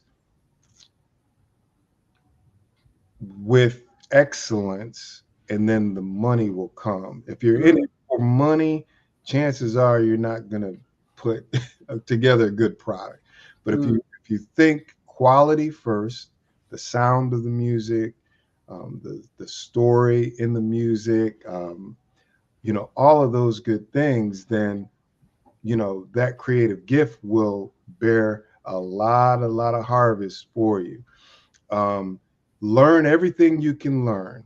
Be a professional. You have to have that mindset, because there are millions of people that want to do it, but millions of people are not good songwriters, not good producers. They don't do things properly to make sure that they get royalty checks, sound exchange checks, the stuff that you see on social media. And a lot of these younger people might be more savvy than I am with the reels and the YouTube channels and all that stuff. All of that brings in money, and it brings in lots of money. But what you get paid from, like Spotify, Shazam, Apple Play, Google Play, Pandora, that's where you make a ton of money. Satellite radio.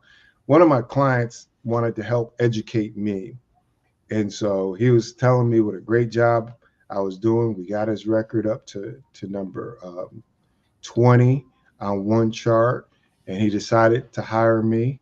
He got a record deal with a label that wasn't his record label for a movie soundtrack, and he said, "I want Jerry Smith to be my record rep." Now, I had no affiliation with this record label, but he was adamant, "I want Jerry Smith. That's my guy." So he, by him being forceful or just saying, "I want this guy," I got the gig. I got the job for this movie soundtrack for his record. But he said to me, he said, "Jerry, you're helping me out. You're making me a lot of money, and you don't know it." He said, "By your efforts that you're doing to get me radio airplay." So he let me see a sound exchange check, which I had never seen before. And when I saw it, I was blown away. I was like, wow, this thing is thousands of dollars. And he was like, "So I'm getting a return on my investment with you. Yeah, I pay you your monthly fee, but as you can see, this is a lot more than what I pay you." And he said, "I wanted you to see this as an educational tool because you're doing great. Your prices are fair, but you need to get the full scope of what it is that you're doing when you help people to get radio airplay." I had no clue. I was just clueless. And I was like, now I understand why there's a lot of gangster stuff that goes on in the business. Why, there's these rivalries, these diss songs and this and that. A lot of that stuff is to generate sales. But to the young men and women, I would say, whatever God put in your heart, it's already done. Do it in excellence, the spirit of excellence. Learn, consume information, get training, because all of that stuff will pay off down the road for you. And you're going to get a return on whatever it is you invested to educate yourself, then some. So, whatever you do, get some professional training to help you out. That's huge, because a lot of people think, well, I can YouTube it, I can learn it on the internet. There's always gaps in that learning. And I would add to that, get somebody to coach you, somebody who knows the business, somebody who's been doing it for a long time, somebody who's willing to assist you in integrity, in authenticity, and in value-driven concepts, value-driven proper concepts. And so you want to make sure that you are doing everything in excellence, and all of those things fall under excellence. Authenticity, integrity, all of those things come under excellence. I appreciate you so much, Brother Jerry Smith, for being here on the Black Business Network. I always look forward to seeing you. Dr. Kelly was in the background in the green room and saying, "Do you want to do a fireside chat, or you want Jerry to talk?" And I said, "I want Jerry to tell his story." And you did just that. So I said, "I know Jerry Smith. What are you talking about?" And guess where we met? Where? Right here on the Black Business Network. In the very beginning. That's right. I remember that when I first started doing this. Yeah. I'm super excited that you're here, and I get to see you again and to hear about your much deserved success. God is good, and I'm glad that you give him glory, as I do, and know that your path forward is only brighter and brighter. Thank you so much for being here on the Black Business Network. One more time, how can we reach out to you? Yes, JerrySmith03.com, JerrySmith03.com. And if I can get one shameless plug in. Yes, please do. Yep. A part of my company is helping people put together concerts and events.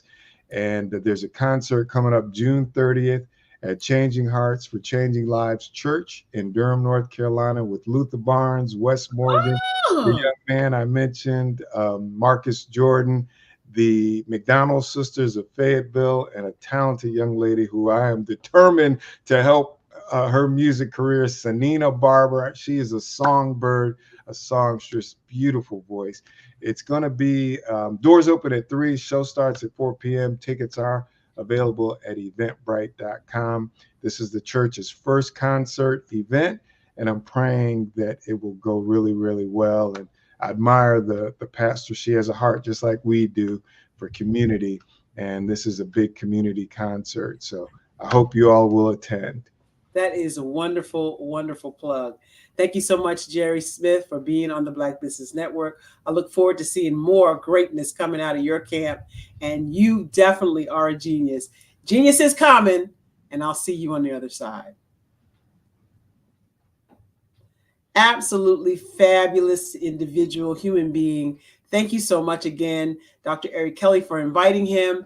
And I want to take this moment to thank you for allowing me to be your presenter of the afternoon. But before I go, let me tell you that the Black Business Expo is on a mission to raise funds for high school students and those that are going to college, but those that are also K through 12 entrepreneurs. This expo is a fundraiser. And as such, you can go to blackbusinessexpousa.com to donate to the scholarship fund. Students, you would like to get those funds? You too can go to the blackbusinessexpousa.com. The goal is to give laptops and up to $5,000 to our aspiring students, 10 of them, in fact. Then you can go also again to blackbusinessexpousa.com. Every single dollar counts. Don't forget, this is a fundraiser. Go to the blackbusinessexpousa.com to donate. We want to thank one last time while I'm here, the sponsors for the Black Business Expo USA in the month of May. We want to thank NC 100, Moody Capital Partners, Suede Soul, Lotus Richey Coaching and Training, Carolina, Virginia Minority Supplier Development Council, Step Management, BHS and Associates, Margie McLean Associates, Margie McLean Foundation Incorporated, Hello LLC, Genius is Common, Earth Essentials, Milani Shani Global, Executive Women's Success Institute, 5-Star BDM Media, The Quality Coaching Company, Superwoman Business Services, Creative Force Studios, Artistic App Design, Lee Entertainment, and of course, the Black Business USA, blackbusinessexpousa.com. It has been my extreme delight and pleasure to be your hostess with the mostest, the moderator of the morning, Barbara H. Smith. Don't forget to go to barbarahsmith.com. Don't forget the H, barbarahsmith.com for all of your corporate leadership and training efforts. Thank you so much. Genius is common. I'll see you on the other side. Hello, I am Dr. Eric Kelly III, the visionary strategist and founder of the Black Business Olympics. I invite you to showcase your Black-owned businesses on the Black Business Network global stage. The Black Business Olympics is a global Black Business Network platform that propels Black-owned businesses into the international spotlight. By showcasing your business on the Black Business Olympics platform, you can reach a worldwide audience of potential customers, partners, and investors. You can also establish yourself as a thought leader, an expert in your field, attract lucrative partnerships, and more speaking engagements. In addition, the Black Business Olympics platform provides a valuable opportunity to connect and collaborate with like-minded entrepreneurs and business professionals from around the world. This can lead to new business opportunities, ideas, and relationships. Finally, by sharing your story and expertise on the Black Business Olympics platform, you can inspire and empower others. This is a powerful way to make a positive impact on the world and leave a lasting legacy. If you are a Black-owned business owner, I encourage you to seize the opportunity to showcase your business on the Black Business Olympics platform. It is a once-in-a-lifetime opportunity to make an indelible mark on the world. Be one of the 1,000 visionary entrepreneurs who are changing students' lives, shaping industries, and leaving an unforgettable legacy for their families. Unleash your voice on our global stage and watch your business thrive. Black Business Olympics is one of the largest black business showcases in the history of black business in the world. Yes, the entire world.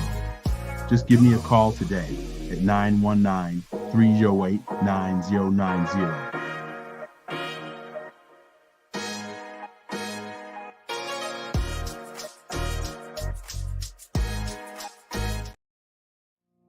Did you know that approximately 333.34 million businesses exist today, according to a report from 2021?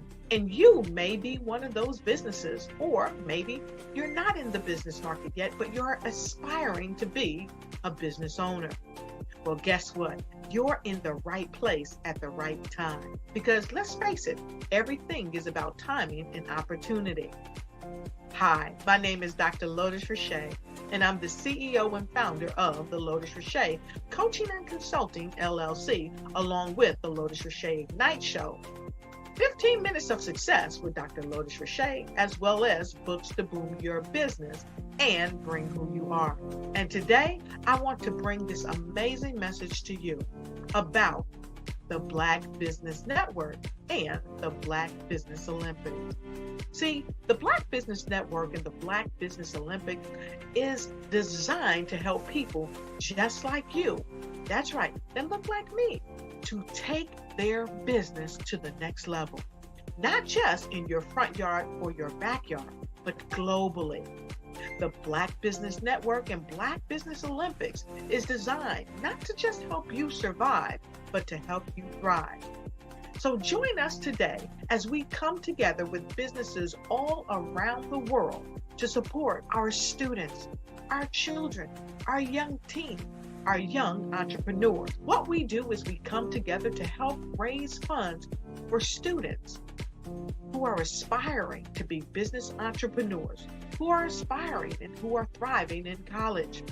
We endow them with a wonderful opportunity to gain scholarship of either a laptop or several thousands of dollars.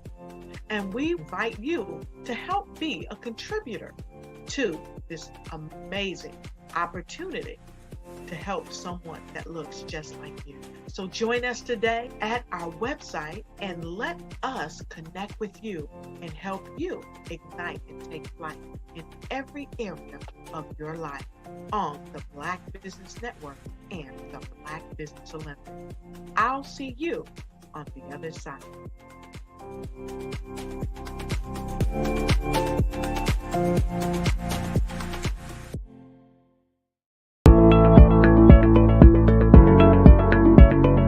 Prepare for what's coming and dominate in economic winter. Stand strong and thrive by showcasing your great products and services globally through the Black Business Network and Black Business Olympics. The Black Business Network has showcased over 2,000 companies with over $7 billion in sales each year. Over 10 million attendees have viewed the rebroadcast each month. Through the Black Business Olympics, unique styles of business training and mentoring are turning students into business owners and entrepreneurial warriors who will dominate in any economy. Gain the ultimate advantage of the Black Business Olympics, 7 days of unbelievable topics and speakers speaking around the globe. Donate your time and experience to provide expertise and scholarships to students worldwide and change the world.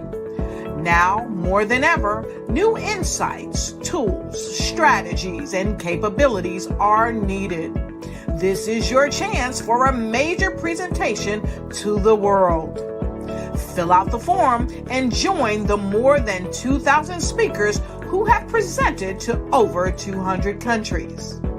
Join the Black Business Network streaming live into the Metaverse, STEM City, Black Multiverse Enterprises, Hulu, Amazon, YouTube, iHeartRadio, Apple, Facebook, LinkedIn, Pod TV, IBM TV, Spotify, and Google Podcasts. Sign up today. Spaces are limited, and we will see you there.